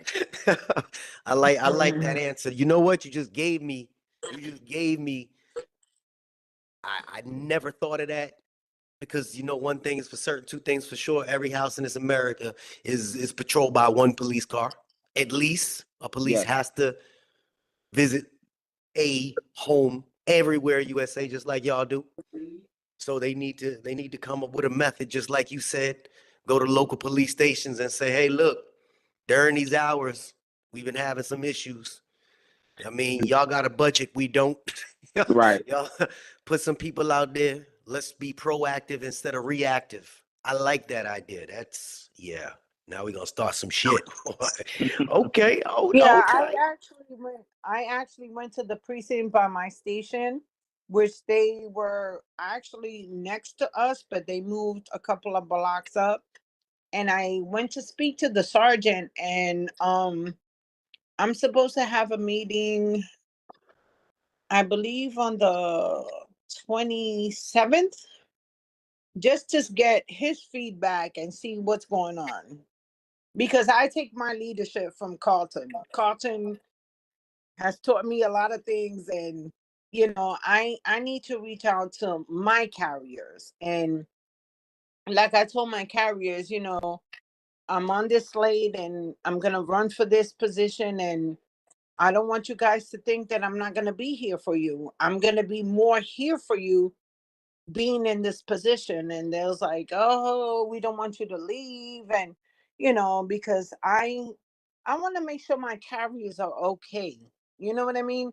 And I'm gonna have this meeting with this sergeant next week, and I want to be able to do what Carlton's doing. And he gives me inspiration, and I was like, I know I could do this. I know I could do this for my carriers, and I know I could do this for my membership. And we're all equal, no matter what. We're all equal, and this is what we're gonna do. And we're gonna change this this Culture. atmosphere. We're gonna change this NLAC. We're gonna change it.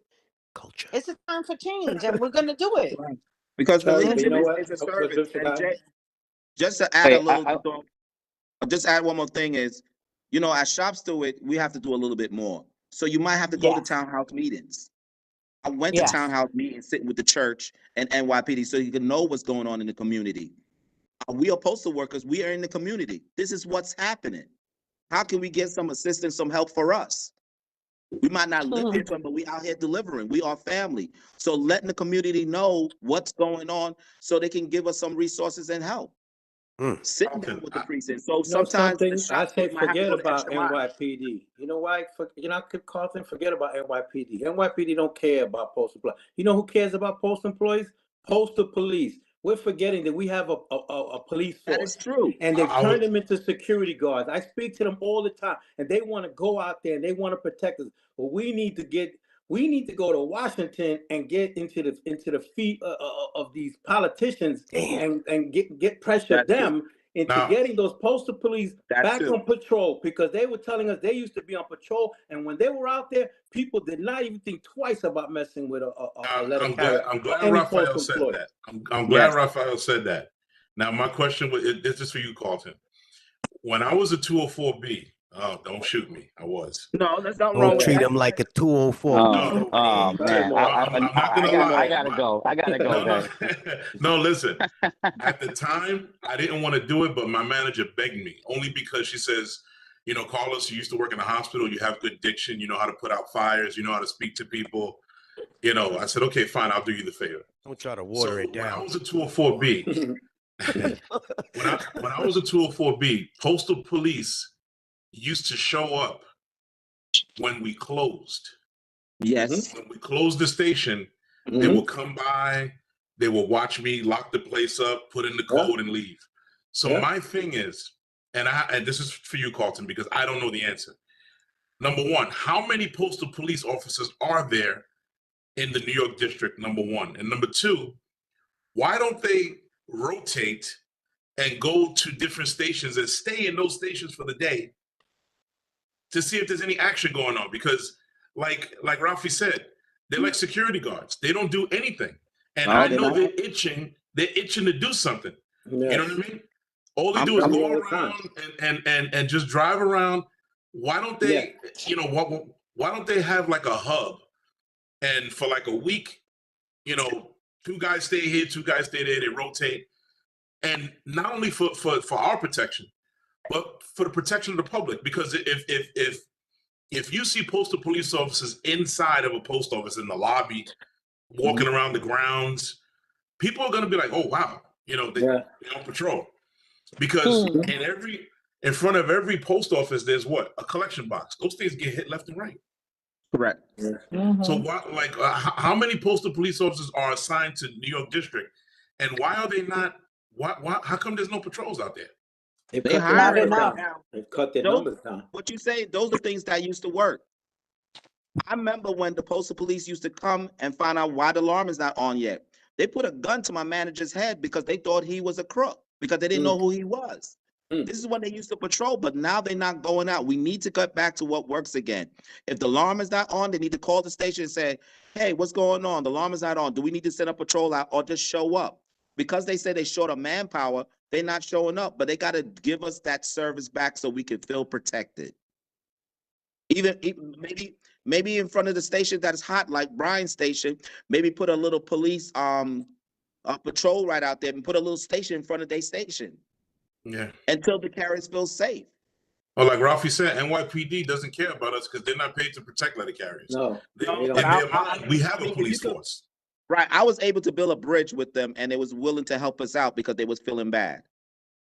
Again, I was trying to use every resource because, again, inspectors don't come out. Back in the days, inspectors and the supervisors used to go out and do a report and look at the cameras. Now they're not doing that. They say send an email. We have to change that. Come out and get a report. We need to know how many times this particular route been robbed.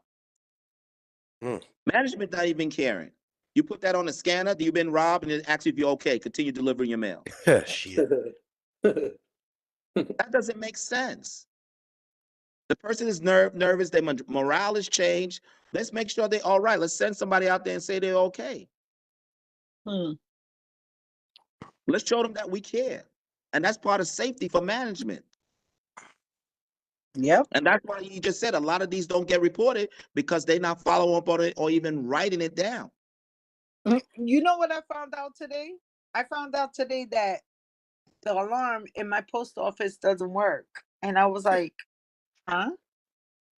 So I think on, what's today? Wednesday, whatever.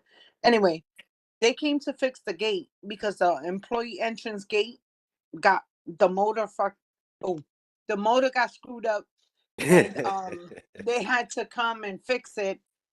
But then at the lobby, I found out today that the lobby gate doesn't come down.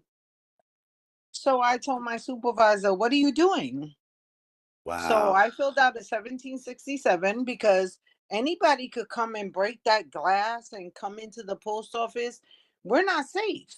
So all the employees had to come in through the lobby, and we had to leave through the lobby. So I put a 1767 and she got on it, and they came and fixed the employee entrance. But now the lobby entrance is at risk. Because if you go to Audubon Station on 165th Street between Amsterdam and Audubon, the lobby entrance doesn't have the gate down. It only has a glass. So that means anybody who lives in that area and decides, oh, look, the post office door, they could break that glass, go in and rob everything that's in there. How is that safe? So Wow. tomorrow, you already know what's gonna happen. Another 1767. Like, can we get it right? Can we? Like, what are you doing? How are you protecting us? Like, this doesn't make any sense. I have a And then question. she's like, the supervisor told me, this is. And let me share this. The supervisor was a CCA, and she became a regular, and she came into the our station as a supervisor. And every day I tell her, I say, you really don't know what you're doing. You know that, right?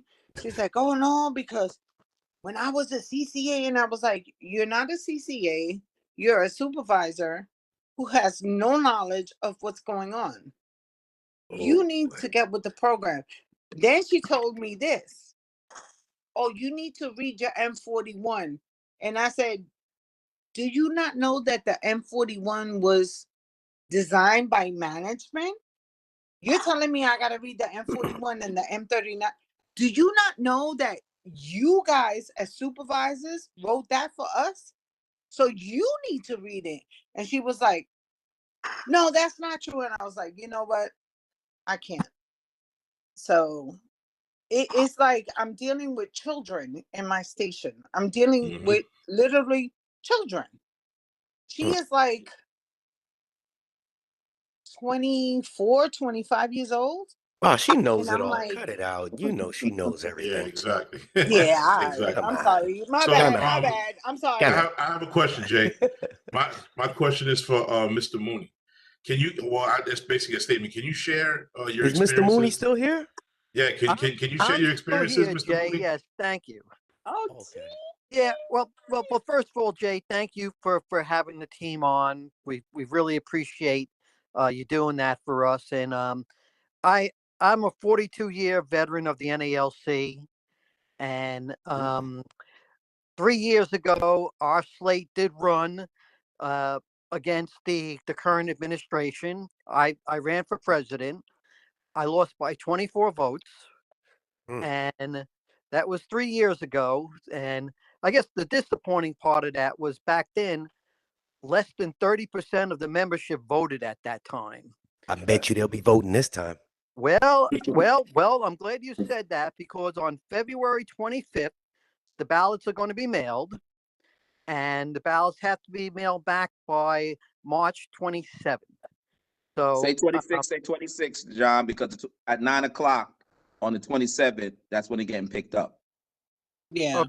Right. They have to be there that on the 26th, even though, right, they're picking them up on the 27th. So, you know, I guess the mail is not going to get there with that early. So, yeah, so it would be March 26th. But as I said, we are the Time for Change slate. You heard I've been in the background here. I'm just taking a part-time position this time around. I wanted my officers, the full-time officers, up now to be up there to show our members of Branch 36 what our leadership will be like. And again, thank you very much for having here. And I'm sorry, brother. What was the question that you asked? No, I just wanted you to speak. I know we've been all going crazy on this platform, and you haven't had a word in edgewise. And out of anybody here, I know you have the most seniority. So I just felt like you needed to be heard. Not just seniority, but a world of knowledge. When it comes to B decision, this is the man right here, John Mooney. The Godfather. That's the Godfather right there. Well, I did spend 20 years up at the dispute resolution on the dispute resolution team as the union team member for Branch 36.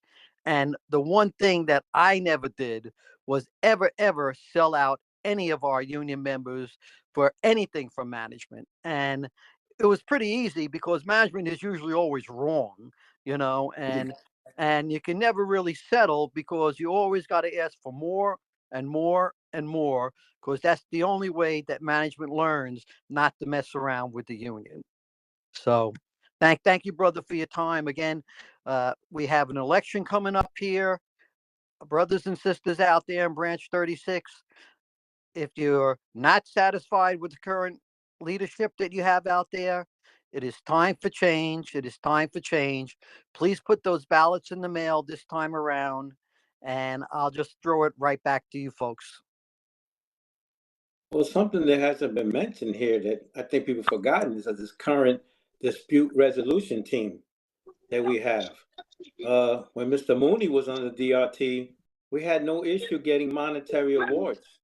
It seems that with this current dispute resolution team, there seems to be a problem with getting monetary awards. And this is why, without monetary awards, you know that management's just going to carry on. A simple cease and desist is nothing. I mean, if that's all you're going to get, they're just going to keep on violating the contract. The only time that they really will stop is once the money starts rolling in. Then, you know, the uppers, they get concerned, you know, when that starts to happen. I'm glad you mentioned that, because that's the only way to make management stop violating the contract is a cease and desist. If you're pre-arbing everything, right? You're not holding them accountable. You know, a will comply, a shall comply. Right. That doesn't mean you must comply. Right. Right. You know, a cease and desist with an escalated monetary award. That's how you fix this problem. That's how you keep management's feet to the fire. You know, Exactly. but for whatever reason, national especially, but Branch 36, everything is pre-arbed. Everything is, you know, settled. And no, don't settle.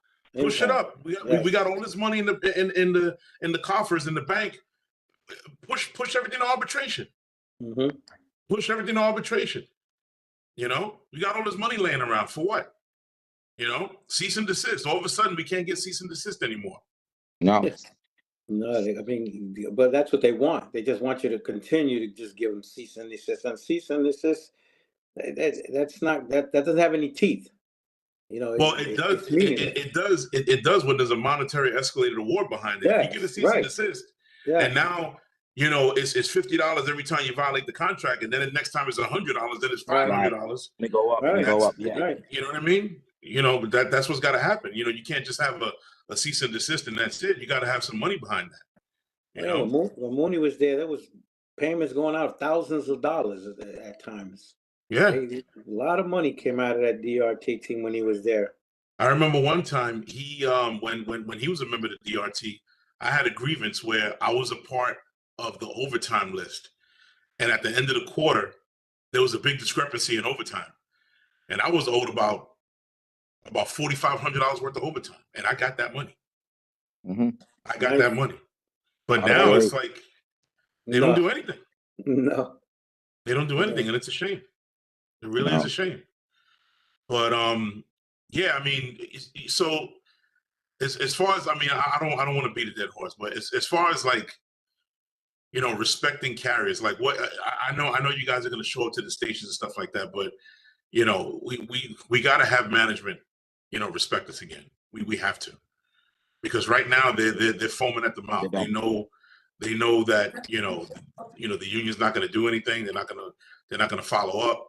You know, Yeah, and with if I can just add one other thing that I know the folks on my slate did not mention that we do plan on doing is having informational picketing at a station when needed. If there is an issue at a station, whether it's robberies or whether it's the supervisor harassing the employees, we're going to call on the membership to go to that particular station and to have informational picketing outside that station so that everyone understands what is going on and something has to be done to correct it. That's just another tool that we have besides going into the station and us confronting management with the issues. We will also be doing informational picking outside the station in order to draw attention, because the media is another tool in order to get things done. gonna ask, are you guys willing to get the media involved? Because I remember a few years ago there was a female manager who shall remain unnamed. You guys will probably know who it is. They called the media on her at Williamsburg Station. Yes. Oh yeah, and media, even local congressional leaders, they have to know what's going on over there. You know, it's all about, you know, their constituents that are, you know, in their areas, whether they're not getting deliveries for some reason or whatever. We got to get them involved. And a lot of times it might be because the workers are being harassed so much by management that, you know, that they're afraid to come to work. You know, the media, the congressional leadership, informational picketing, all getting there inside the station, all that stuff has got to be done. And this slate will be doing that when we are elected. Alton, Talk to me. what is your message to the rank and file? What should they expect when you guys get voted in? Because I truly believe you guys are going to get voted in. What should they expect day one? First 100 days in office, what are you guys going to do? Well, our first 100 days, number one, we're going to look at the finance. We're going to, just how the scanners are visible, we're going to be visible with the money. We want you to know where the money, it will be in the Outlook.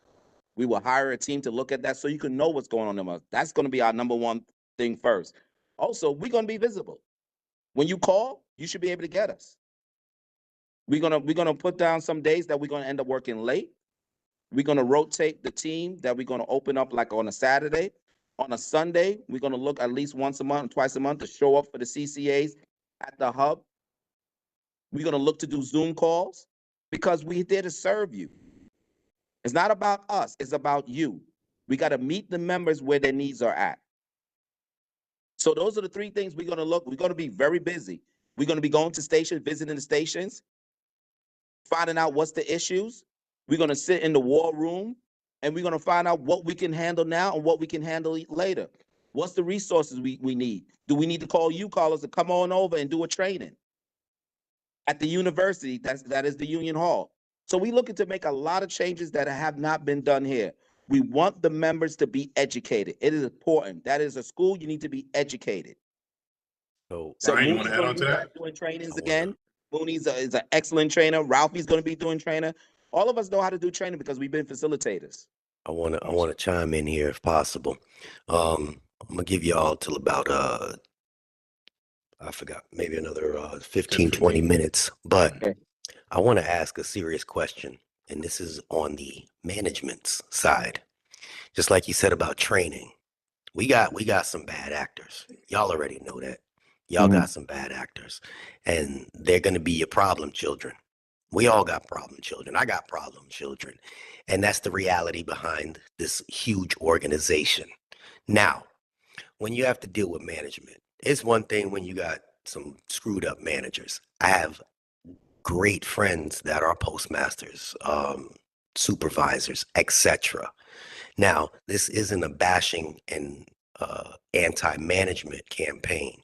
there are going to be times that we're going to need to compromise when it comes down to management, and you're going to actually have to deal with some of your carriers in a different light and say, look, you know, what's right is right and what's wrong is wrong. Obviously, defend them to the end of the earth, but at the same time, Yeah. don't create a larger problem, because if you guys know when you have a problem child, and you have to defend them, but at the same time, you don't want to continue to have an issue that's going to escalate or create a monster that you cannot control. Are you guys willing to, you know, be on that side as well? It's not necessarily management side, but on the Right. side of right. What's right is right and what's wrong is wrong. Because I know my sister, my daughter's a carrier. You got my nephew, I got so much. And they're like, you know, man, you know, it's the manager's an asshole, but he's not as bad as, you know, Jeff. Jeff's a real, you know, he be pushing the limits. You know, if Jeff wasn't here in this office, things would run smoother. We can't get rid of Jeff, but he don't got no checks and balances. Are you guys willing to, you know, tread that fine line? We have to. That's all part of leadership. I remember one Yeah. time we had Mm-hmm. a carrier that tried to commit suicide. The manager he was bleeding. They sent a truck for me to come pick me up. And when I got there, the manager said, I'm going to fire this person. And I had to call him out. I said, number one, that's not what you say when somebody's in trouble right now. Is that Mm-hmm. right for the mindset? He's bleeding right now. You talk about you're going to fire him. Let's step out. Let's step out right now and go talk over here. But we need to get this man some help. So we have to be able to assess the situation. And I think certain training needs to be trained, because I'm gonna tell you right now, EAP doesn't have all the tools that is needed to help our coworkers where they need to help. So we're gonna have to Right. train them, because we have to wear many hats. Because when I'm coming back and seeing somebody bleeding and the manager talk about he wants to fire, I have to get on the manager on that. Now, Yeah. there are situations where, yeah, manager might be right. Yes, we have to run that thin line. But again, we have to be able to assess and see that, know what to look for, know that somebody's in trouble. Because when that person was trying to commit suicide, they didn't realize that. So we have to be Mm-hmm. equipped. When he was writing a letter and showing that the movie helped and saying goodbyes to everybody, I told the manager he was drawing things. We have to see that, identify that, the small things. This man is in trouble. I had to go to the crazy house to go visit this person to show him that we care. I said, you got to Yeah, get better. You got to get better, brother. Yeah, I you mean, know, Jay, let's be. Oh, go ahead, John. John. when I started this, as I said, back those 42 years ago, I remember being a PTF Mm-hmm. back in Lenox Hill and even back in my station in Inwood. And I remember the atmosphere and the carriers that were there and the unity that we had. And I remember the carriers would have parties together, and Mm-hmm. they would go after work and hang out in the park for a little bit, or sometimes even go to work earlier. But I mean, the unity that we had, and we sort of all policed ourselves. And if there was anything going on, you know, we all talked about it, and somehow we worked it out among ourselves. But what I see what's happening these days is that, I mean, I hear that carriers are afraid to write statements for other carriers to support them if something Yeah. happens, Yes. you know. Yes. And so That is true. in order to address the issue that you're really getting about is that we have to get back to being unified as a group, because right now it's like nobody wants to get involved to help anybody in the stations, and the steps in order to help people to get unified, as I mentioned, is to even, you know, hey, let's get together 15 or 20 minutes before our begin tour, and we'll have some coffee and donuts and let's talk, or let's try to, you know, get together after work one day and see what it is that we can help each other out. Because I think once we get back to that unity that I remember that was there in the Postal Service, and it was like, and the camaraderie that we had among each other, you know, it was fun, not fun, it was still work, but I mean, there was fun times on the work floor, and to me, all of that, I don't hear about that anymore. And I think if we move back into that direction, that'll be one thing that we can do in order to help the atmosphere at the post office and to help each other help each other. John, you made a statement just now about writing statements. I'm going to share a story real quick. I got written up because during COVID, remember we had those, they had the plastic stuff blocking the cases and stuff like that. Right. Okay. So I'm in there boxing up my route. The supervisor comes into my space and she waves the workload report in my face and says, according to DOIS, and I didn't let her finish. I said, listen, I don't give a shit about DOIS. And she's, oh, you cursed at me, you cursed at me, you cursed at me. She ran, called the shop steward. So I'm everybody's looking around like, he didn't even say it towards you. Like I'm saying, I don't give a shit about DOIS because DOIS doesn't determine my day. DOIS is a tool for management. It doesn't concern me. Union doesn't recognize DOIS. So she wrote me up for unprofessionalism on the work floor, whatever. Now, about a few days later, there was another carrier who was, when I say cursing, I'm talking about cursing F-bombs, and he was saying stuff that I can't repeat here. Right in front of the supervisor. So I had one of my coworkers who was standing right there, and I said, listen, I need you to write me a statement, man, saying that you heard this guy saying this, that, and the third. You know what he said to me? He goes, yo, man, I don't want to get involved because, I'm trying to be cool with management, because I'm trying to get certain days off. Yeah. And I said, ain't this a bitch? So we got a lot of that going on. We have a lot of compromised carriers. We got a lot of carriers that are on the sneak tip, sniffing management's ads for favors. And it's the truth. Yeah. It's the truth. And we have to weed these people out, But you still got to put represent them in a corner. Like, listen, back in the days, I was a Teamster for 15 years. If you ever did something against another union member like that, they'll pull you in the bathroom and size you up and say, yo, man, whose side are you on? Straighten you out. Now, this is 2025. We can't do that now. There's cameras everywhere. But the point is, we got to hold each other accountable, man. We're supposed to be one unit here. We can't be beholden to management and be compromised like that. There's a station right by me that has that. I actually agree with everything you guys are saying because the CCAs have been verbally abused. And I remember when Carlton and Brian and I was in the academy, we tried to talk to the CCAs and tell them, listen, you don't have to fight with management. Just let them know, listen, hey, you can't talk to me like that. Speak to them in a certain way. And if you feel that you're being violated, speak. I can't say for the current administration, but I had a lot of my students call me, and I still have students calling me. It's like, hey, Miss Tyree, can you help me out with this? And I help them out. And sometimes I fear for myself as a shop steward. I'm like, listen, I'm going to tell you this. This is what you got to do. This is what you got to write. And this is what you got to do. And then they're like, oh, but I'm going to tell them you help me. And then I kind of fall back and I'll be like, okay, because I know that's what got me blackballed from a lot of stuff. And at the end of the day, you know what?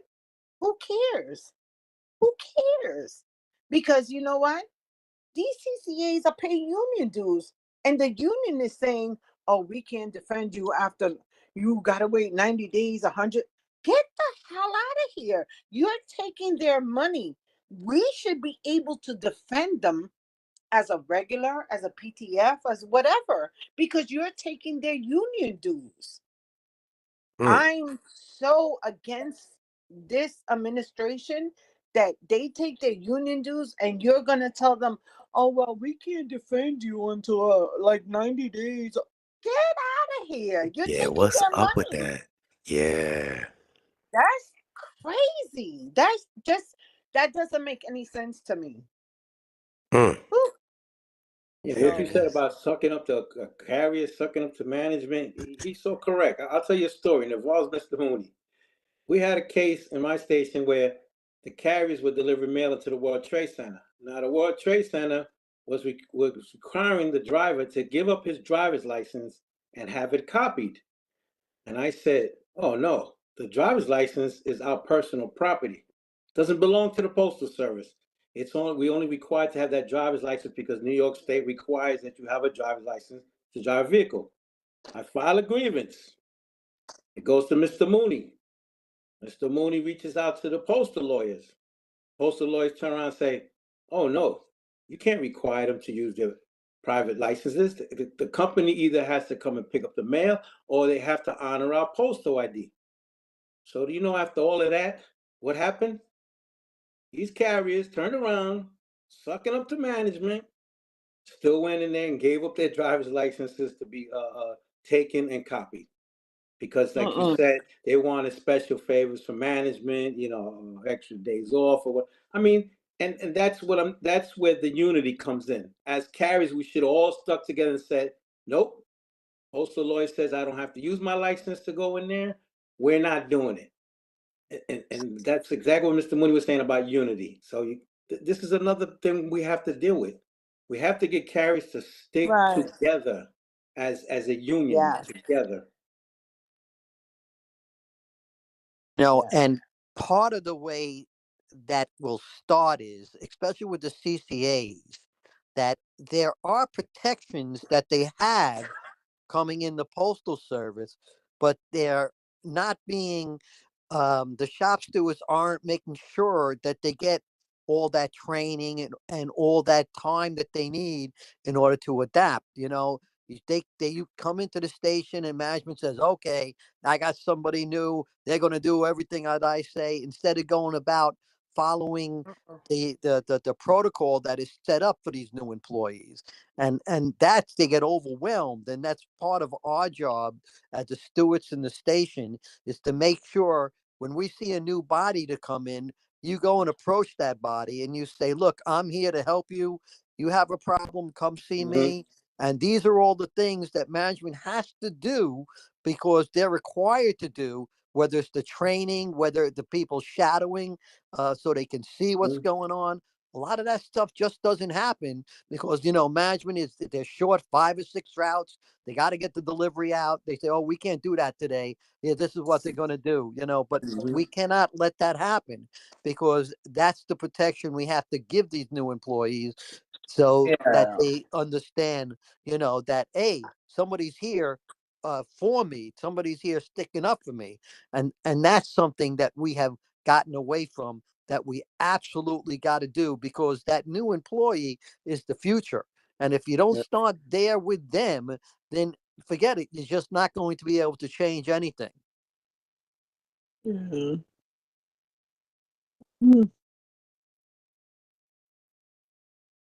So I'm going to say this as my last statement. I have 3 new CCAs that came from downtown, and all they tell me that they've been verbally abused by management downtown. And I don't take kindly to that. So I asked their concerns and I asked them what was going on, and they was telling me this and they was telling me that.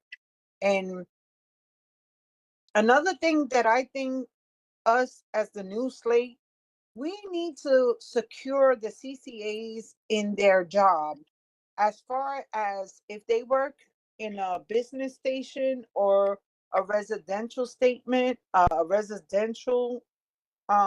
station. We have to figure out how they can, what's the word I'm looking for? How they can merge with that. Because residential and business is way different in New York. You know what I'm saying? And I don't think they're being trained right. And I think we need some more OJIs. And I just feel for these CCAs because I have 3 new CCAs in my station and they're just like fearful for their life. They're like, because management told me if I do this, I'm going to get fired. If I do this, I'm going to get fired. And I'm like, who told you this? Like, all they hear is like, if you don't do this, you don't do that, 1, 2, 3, 4, 5, 6, and 7, you're going to get fired. Why But are we Tyree, doing this to the CCAs? you know Like, what the really? problem is, Tyree? You know what the problem is? When I first started, before I even touched a piece of mail or went to any station, I was in the academy. Yes. They sent me to the academy. I don't remember. I think it was a week, but they Yep, sent me 5 to the days. academy first. I learned everything, how to be a carrier. I knew about certified mail, registered mail. I knew about, casing, tying down. Right. We did all those exercises in the station. We did that before we even went to the station. So when I got to the Right. station, I had some idea about what I need to do. Right. They're doing the opposite now. They're sending these CCAs straight to the station, and then maybe after the 90 days, then they send them to the academy. So they're really coming in not knowing anything. But you know what? I'm gonna say this, my brother. Say something, Tyree, and that's why I want a wellness check, because some of these CCAs Right. is getting sent to different stations that we don't know where they're at. At least come down to the union hall maybe 30 days so we can find out what's going on, what's going right, what's going wrong, so we can take it to leadership, because there has to be a better for the CCAs. It has But to But you be. know So what? we, Branch know what? 36 didn't challenge them. They should have said, listen, before our carriers step foot in the building, Yes. not Yes. knowing anything, we need them to be trained. We need them to know what hazard signs look like. We need them, because these guys are grabbing packages. They could be leaking. They don't know what to do with these packages. We learned that stuff in the academy. All right. So Let how me do you share expect these this guys with to you. go to the station and know anything? They misdeliver, and God forbid you get a reg or some type of restricted piece and you just drop it in the mailbox without getting it signed. You don't know anything. Exactly. They teach you that in the academy. Exactly. So let me tell you, I was on the food drive one year, and there was a CCA. Her name is Jamila Green, and I love this girl like she's my daughter. You know what I'm saying? And I told her she was shadowing with one of my carriers, and I hate to say it, but she's not a good carrier. But anyway, needless to say, I was on the food drive. When I came off the food drive, I told management, I need to know what Jamila Green is doing. I need to train her. And they was like, oh no, she was trained by so and so carrier. I don't want to say her name. And I was like, no, because so and so carrier is not a OJI. She's not certified. So when I got this CCA and I trained her, and she was like, oh my God, I've been doing this all wrong. And I didn't know I was supposed to do this. And I didn't. And I think that the OJI training has to be more effective. You know what I'm saying? It's like, okay, so this person comes into the post office and they're doing this and they're doing that, but they're not being trained correctly. You know what I mean? So it's like this person, when I trained her, she was like, oh my God, Tyree, I learned so much from you. And that's another thing that we have to look into, the OJI training. Well, We need to make sure these CCAs get the correct OJI training. right. And let me just say, Tyree, another thing that our slate will do, and we're going to piggyback off what they do over in Flushing, Queens with the CCA. They bring them in on a Sunday when they're not Yes. working, and they train the CCAs with union training, so that they Yes. have an idea what their rights are, so they have an idea what the rules are. That's one thing. If we don't give them, management gives them that training, but they need union training. And that is one thing that I know they give them a hat and a t-shirt and everything. And they feel like they're, oh, well, this is good. I'm part of a family now That's that excellent. I'm trying to get to work. So that's for sure. They have to have that union training. And that's one thing that our slate will do when we're elected. Listen, me, Carlton, and Brian was at the Carrier Academy, and the CCAs expect to get at least a hat, a t-shirt, and sometimes we didn't have that for them. They're supposed to get a shoulder bag, some keychain, something that identifies them that they're working for the Listen, you don't know how many CCAs I had to say, I'm sorry, I don't have this, I don't have that, and that. It was like, but why? But they told us, and that's heartbreaking. We need to give the CCAs a hat, a t-shirt, something to identify them that they're working for the Postal Service. The title is not important. What is important is the person who's working for the United States Postal Service. That's all it is. This CCA, PTF, all these titles. Listen, I came into the Postal Service March 13, 1998. Okay? On March 15, 1998, I was put on a route called Route 12. I finished that route at 11 p.m. at night. When I came to the post office, the gate was down and I was just done. I didn't know what to do. The gate was down. I was holding a cart with mail and I didn't know what to do. I took the cart home because I didn't know what to do.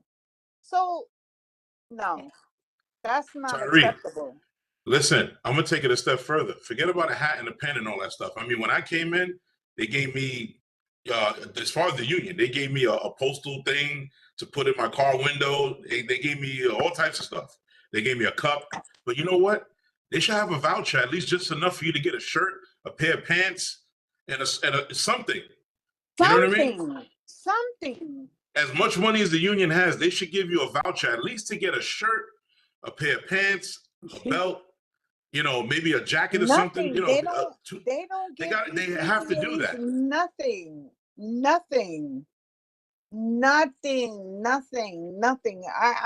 I don't understand. I can't comprehend.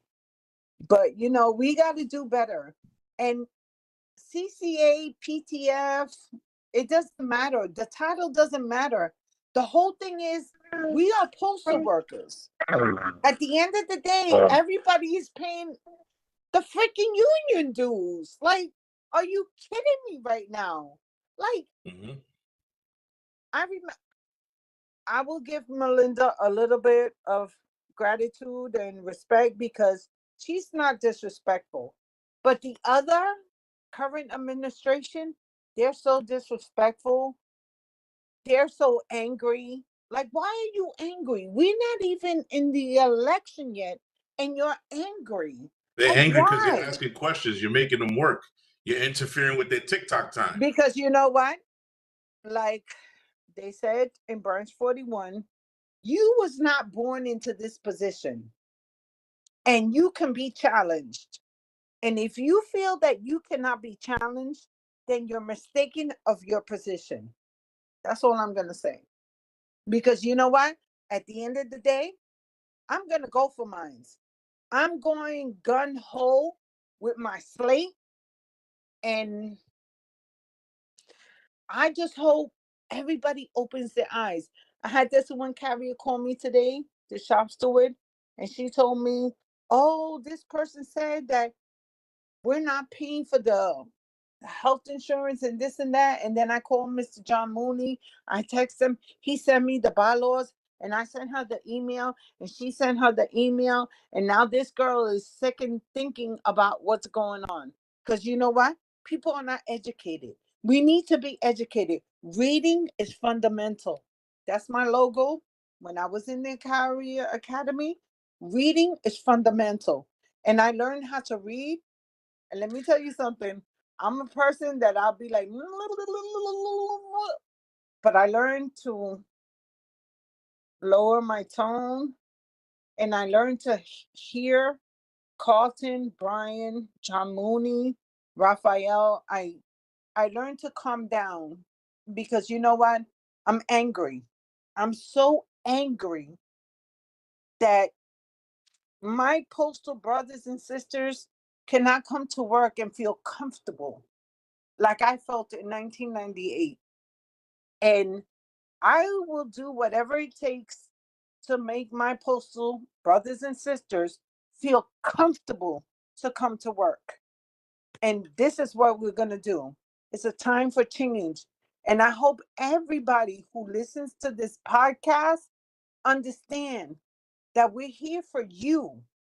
We're not here for anything else. We're just here for you. We're here to make the NALC a better place. That's it. No matter what deficiencies or whatever. Listen, I'm just so passionate about this, and Well, I know we will let succeed. I know we will let succeed. And I'm sorry let I me took the floor. let me piggyback off you, Tyree. Okay, just to sort of maybe some sum up at least one of our main goals as a slate. Okay, Carlton touched on it about serving people. Jay, you've been mentioning the word culture. You know, whispering it as we talk. Um, I mean, the main goal of our slate is to try and get this union back to what it's supposed to be, where it's the leadership serves the members Yes. in whatever Yes. capacity, we can to the best of our ability. Whereas right now, it's the leadership feels like the membership serves them. It's the total opposite. Okay, it's they just see us as people they can boss around, or we need to answer to them, when it should be the opposite. We need to be answering to the members. We need to be responding to the members' needs and serving the members, because they're the ones that pay our salary when we're in Amen. leadership. Okay, so yes, culture is, we need to change the culture in this branch, in the union as a whole, but we got to do one step at a time here. So the branch needs to change, leadership needs to change. It's time for change. Time for change. Time for change, people. All right, we're going on the 2.5. Actually, we're going on a 2.5 hour mark here. Sorry, Mr. J. It's Sorry, all Mr. good, J. baby. It's all good. I get up a little earlier than everybody else. But in closing, I love the message. Is Mr. Mooney still on? Yeah, I'm here. I want you Of to course drive he home. is. I He's the want you to OG. drive He's the home OG. the message, not only just for your people that are watching you here, but there's a full nation of people that are watching, and they'll zoom right to the end of this video to hear this message. If you were able to Amen. relay a message not only to your local, but to the nationwide locals that need to hear something good. Here's your floor, sir. Thank you, Jay. And I know there are a lot of brothers and sisters out there that are disappointed in the way that they've been treated at work, disappointed in the way that the union has treated them. But don't give up. There are people here that are going to do everything they can to fight for you. There are people here that are going to make sure that you are respected again. There are people here that are going to make sure that when you do come to work, you're not going to be harassed. But we can't do it alone. We can, if you're with us, we can do it together. And that's what we're asking for your help, is to join us. Let's get together and we will make that change. And we will make it a place where we come to work where you're not being harassed, where when you come to work where you will be respected. But it can be done. Don't give up. We're here for you. Go to your union meetings, voice your concerns. Don't give up. We will change this. Time for change. I just want to add something to that. And we all have our own personal family, but we spend so much time at work that our postal family is like our personal family. So we want to extend that we are here for you. As a Hispanic person, I will say this: a dog that does not bark cannot be heard. That means if you don't say something, I can't hear you. So if you say something, I'm going to hear you. If you tell me something, I'm going to hear you. So we all need to speak up. We all need to not be afraid of management. We all not need to be afraid of anything. Because you know what? We have so many branches in the world, from Puerto Rico to Hawaii to California to everywhere. There's so many branches, but you know what? We are one branch. We are one branch in solidarity. So I say to you, my brothers and sisters, just let's do this. And we're going to make a change. It's time for change. Thank you. Love it. I love it. Mr. Raphael, in closing, sir, talk to us. Well, I just want to say, agree with everything that my fellow slate members have said here. It's time for change, and we want to bring the union back together. Make it what it is. It's what it is. Like Brian said, piggyback on he said that, the members, they're the bosses. We're just their representatives. It's and it's the other way around with these people that are currently in power. They make the members feel as if they have to answer. It's the other way around. They're the bosses. They're the ones that are in charge. That's the message we want to get out to them.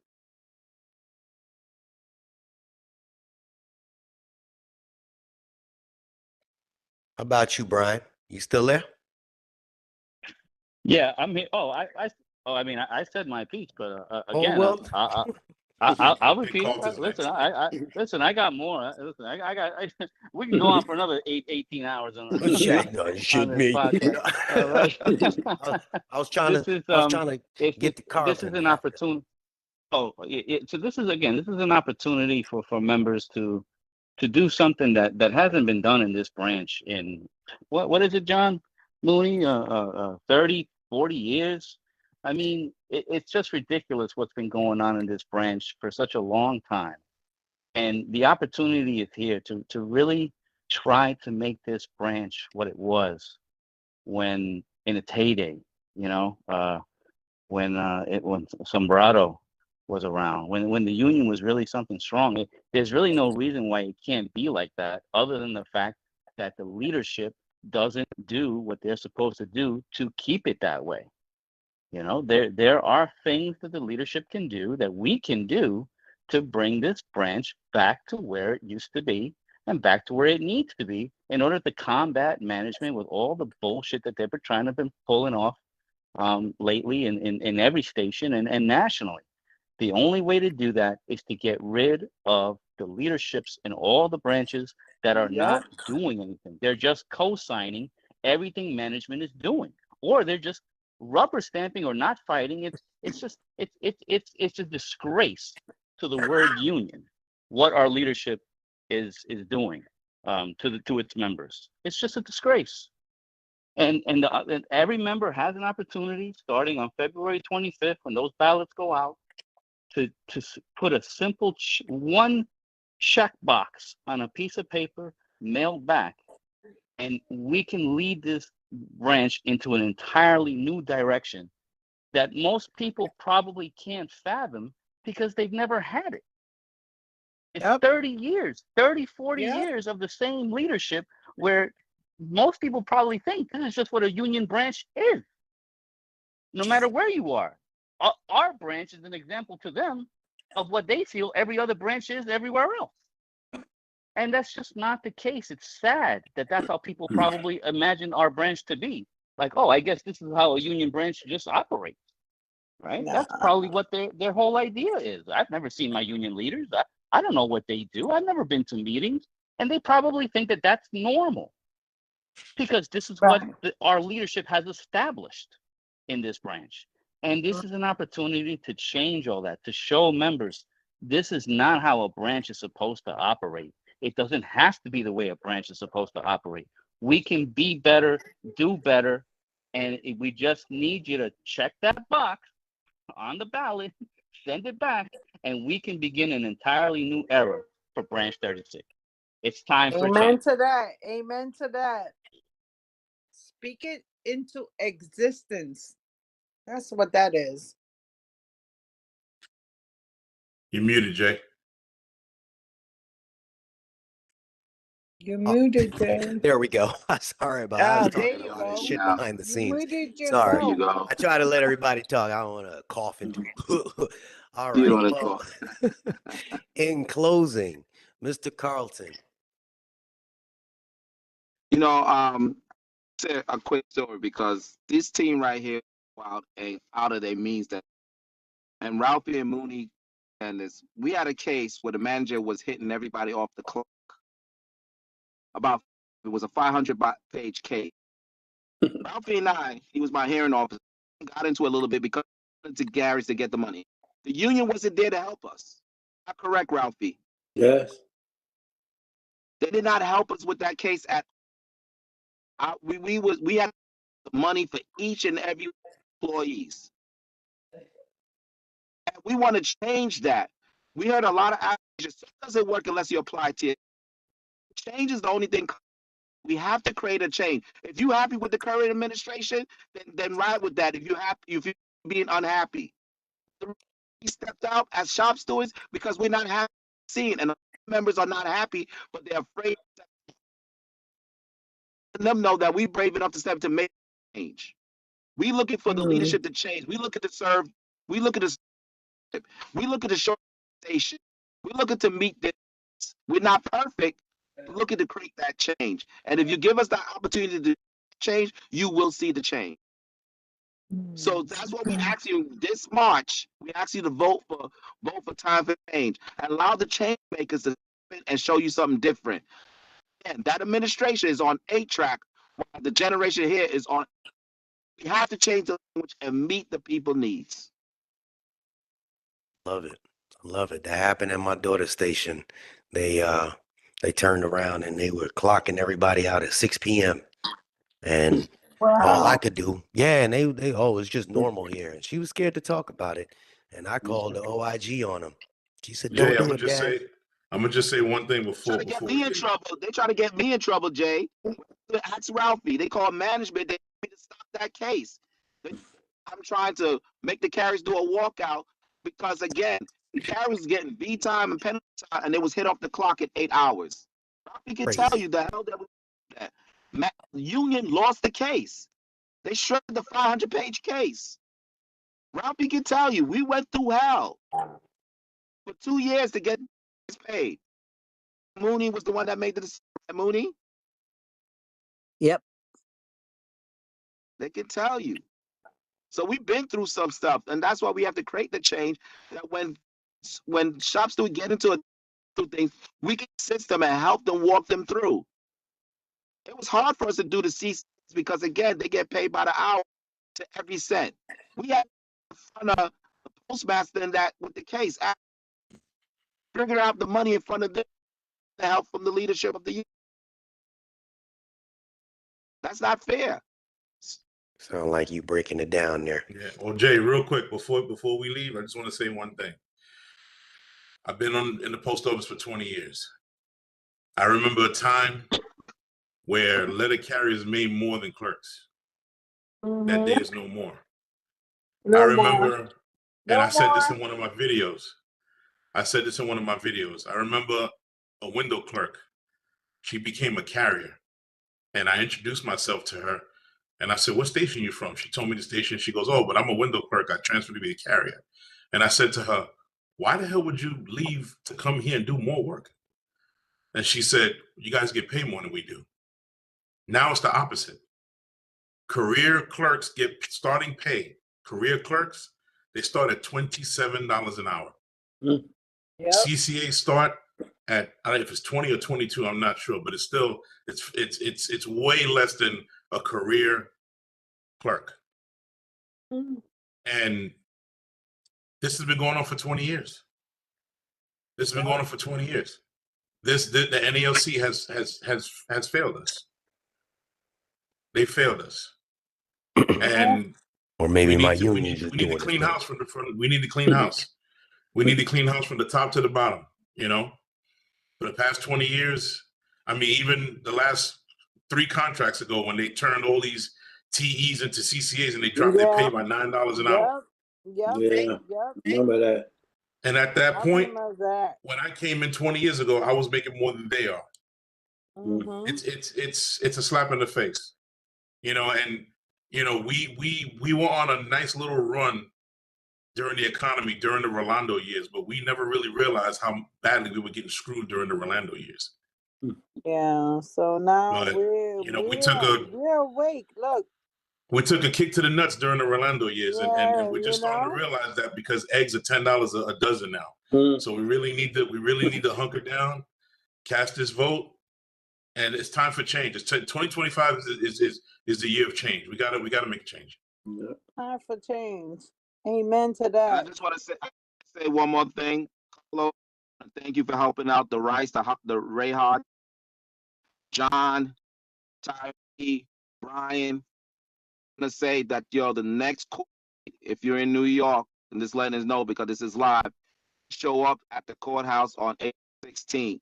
The family still support. It's people like Carlos that 16th, stepped right? up. April One 16th. statement that stepped up to help family.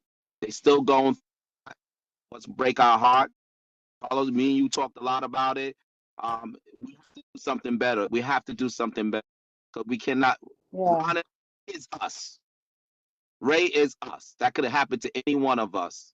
Yeah. And knowing the information that's needed to help, that is sad when the administration didn't show up. Again, also the renaming of the street for him. More information, I'll let you know, Jay. But please keep the family in prayer because it's not easy, and they trying to figure out things. They need to support. Always need that support. The 8 and 10-year-old, you know, Latoya, who's the kid's mother. You know, it's a lot. We go through the force. You know, we go through the elements, but we never know that when we hit the clock, we take a risk of being murdered. That's a lot to deal with as a mother. So again, I just want to thank everybody just nationally what they've been doing, and when they still need more help to do certain things for the kids, and also for certain things for Ray still. Yeah. So go fund me. Yeah, we reposted the video for GoFundMe. Hopefully that helped out a little bit. And Yes, behind the scenes, Hamza got the information for me, so I'll reach out in due time. But I wanted to thank each and every one of you. If you'd like to come on again when it gets a little bit closer to your time, just to kind of leave it a little fresh mark in everybody's head, you're welcome. Brian can reach out to me. He has my information. I truly appreciate the refreshing union solidarity and the camaraderie that you guys express and you guys show. The one thing that I pray is that if and when you do step in and get into office, that you remember the words you spoke here today. You know, Amen. a lot of yes, sir. politicians will get in office and they forget. You know, you got to get from behind the No. desk. We're not Yes, gonna sir. forget. We're not gonna forget. Amen to that. And Jay will be back when we get in, and we'll be All right. talking. Well, we ain't Okay. going anywhere. We need you, just as we need you too. Thank you very much. No, I appreciate you guys. Appreciate Jay, you. we definitely want to be Thank you. back on your show after 90 days to let you know what we've done so far, so we could be visible and let leadership and let the members know what we currently do. We're gonna be very on what we're doing. We're not gonna be hiding stuff. So we're gonna look to go on the platform to let you know you can trust us, because that's how you get better. What you have been done it and what you need to do better. So we want the members to come on and say, hey, you've been doing this right, you could do this better, because that's how we learn to get. We're not going to be playing the hide the current administration. Ooh, Exactly. I love it. I love it. I want to thank Big Hamza as well for being on the show. For those that don't know, his information is pinned in the live chat at the moment. Please go subscribe to him. He has a podcast style show as well for carriers. He's more carrier specific. You know, I'm a smorgasbord of whatever comes my way. So carriers, go check him out. Y'all already know who this is. This is JH. I love y'all. It's about 10:45. It's about 4 hours past my bedtime. I'm an old man. I remember when I was y'all age. I don't know how y'all doing it now. I'm talking shit. But this is JH family, and I am out. Boom. Hold on. End it. Thank you, Jay. Thank you. Thank you. Thank you, Jay. Thank you. Take care. Have a good Thank night. you so much. Jay, I'll holler at you. Carlton, I I'll talk had- to you about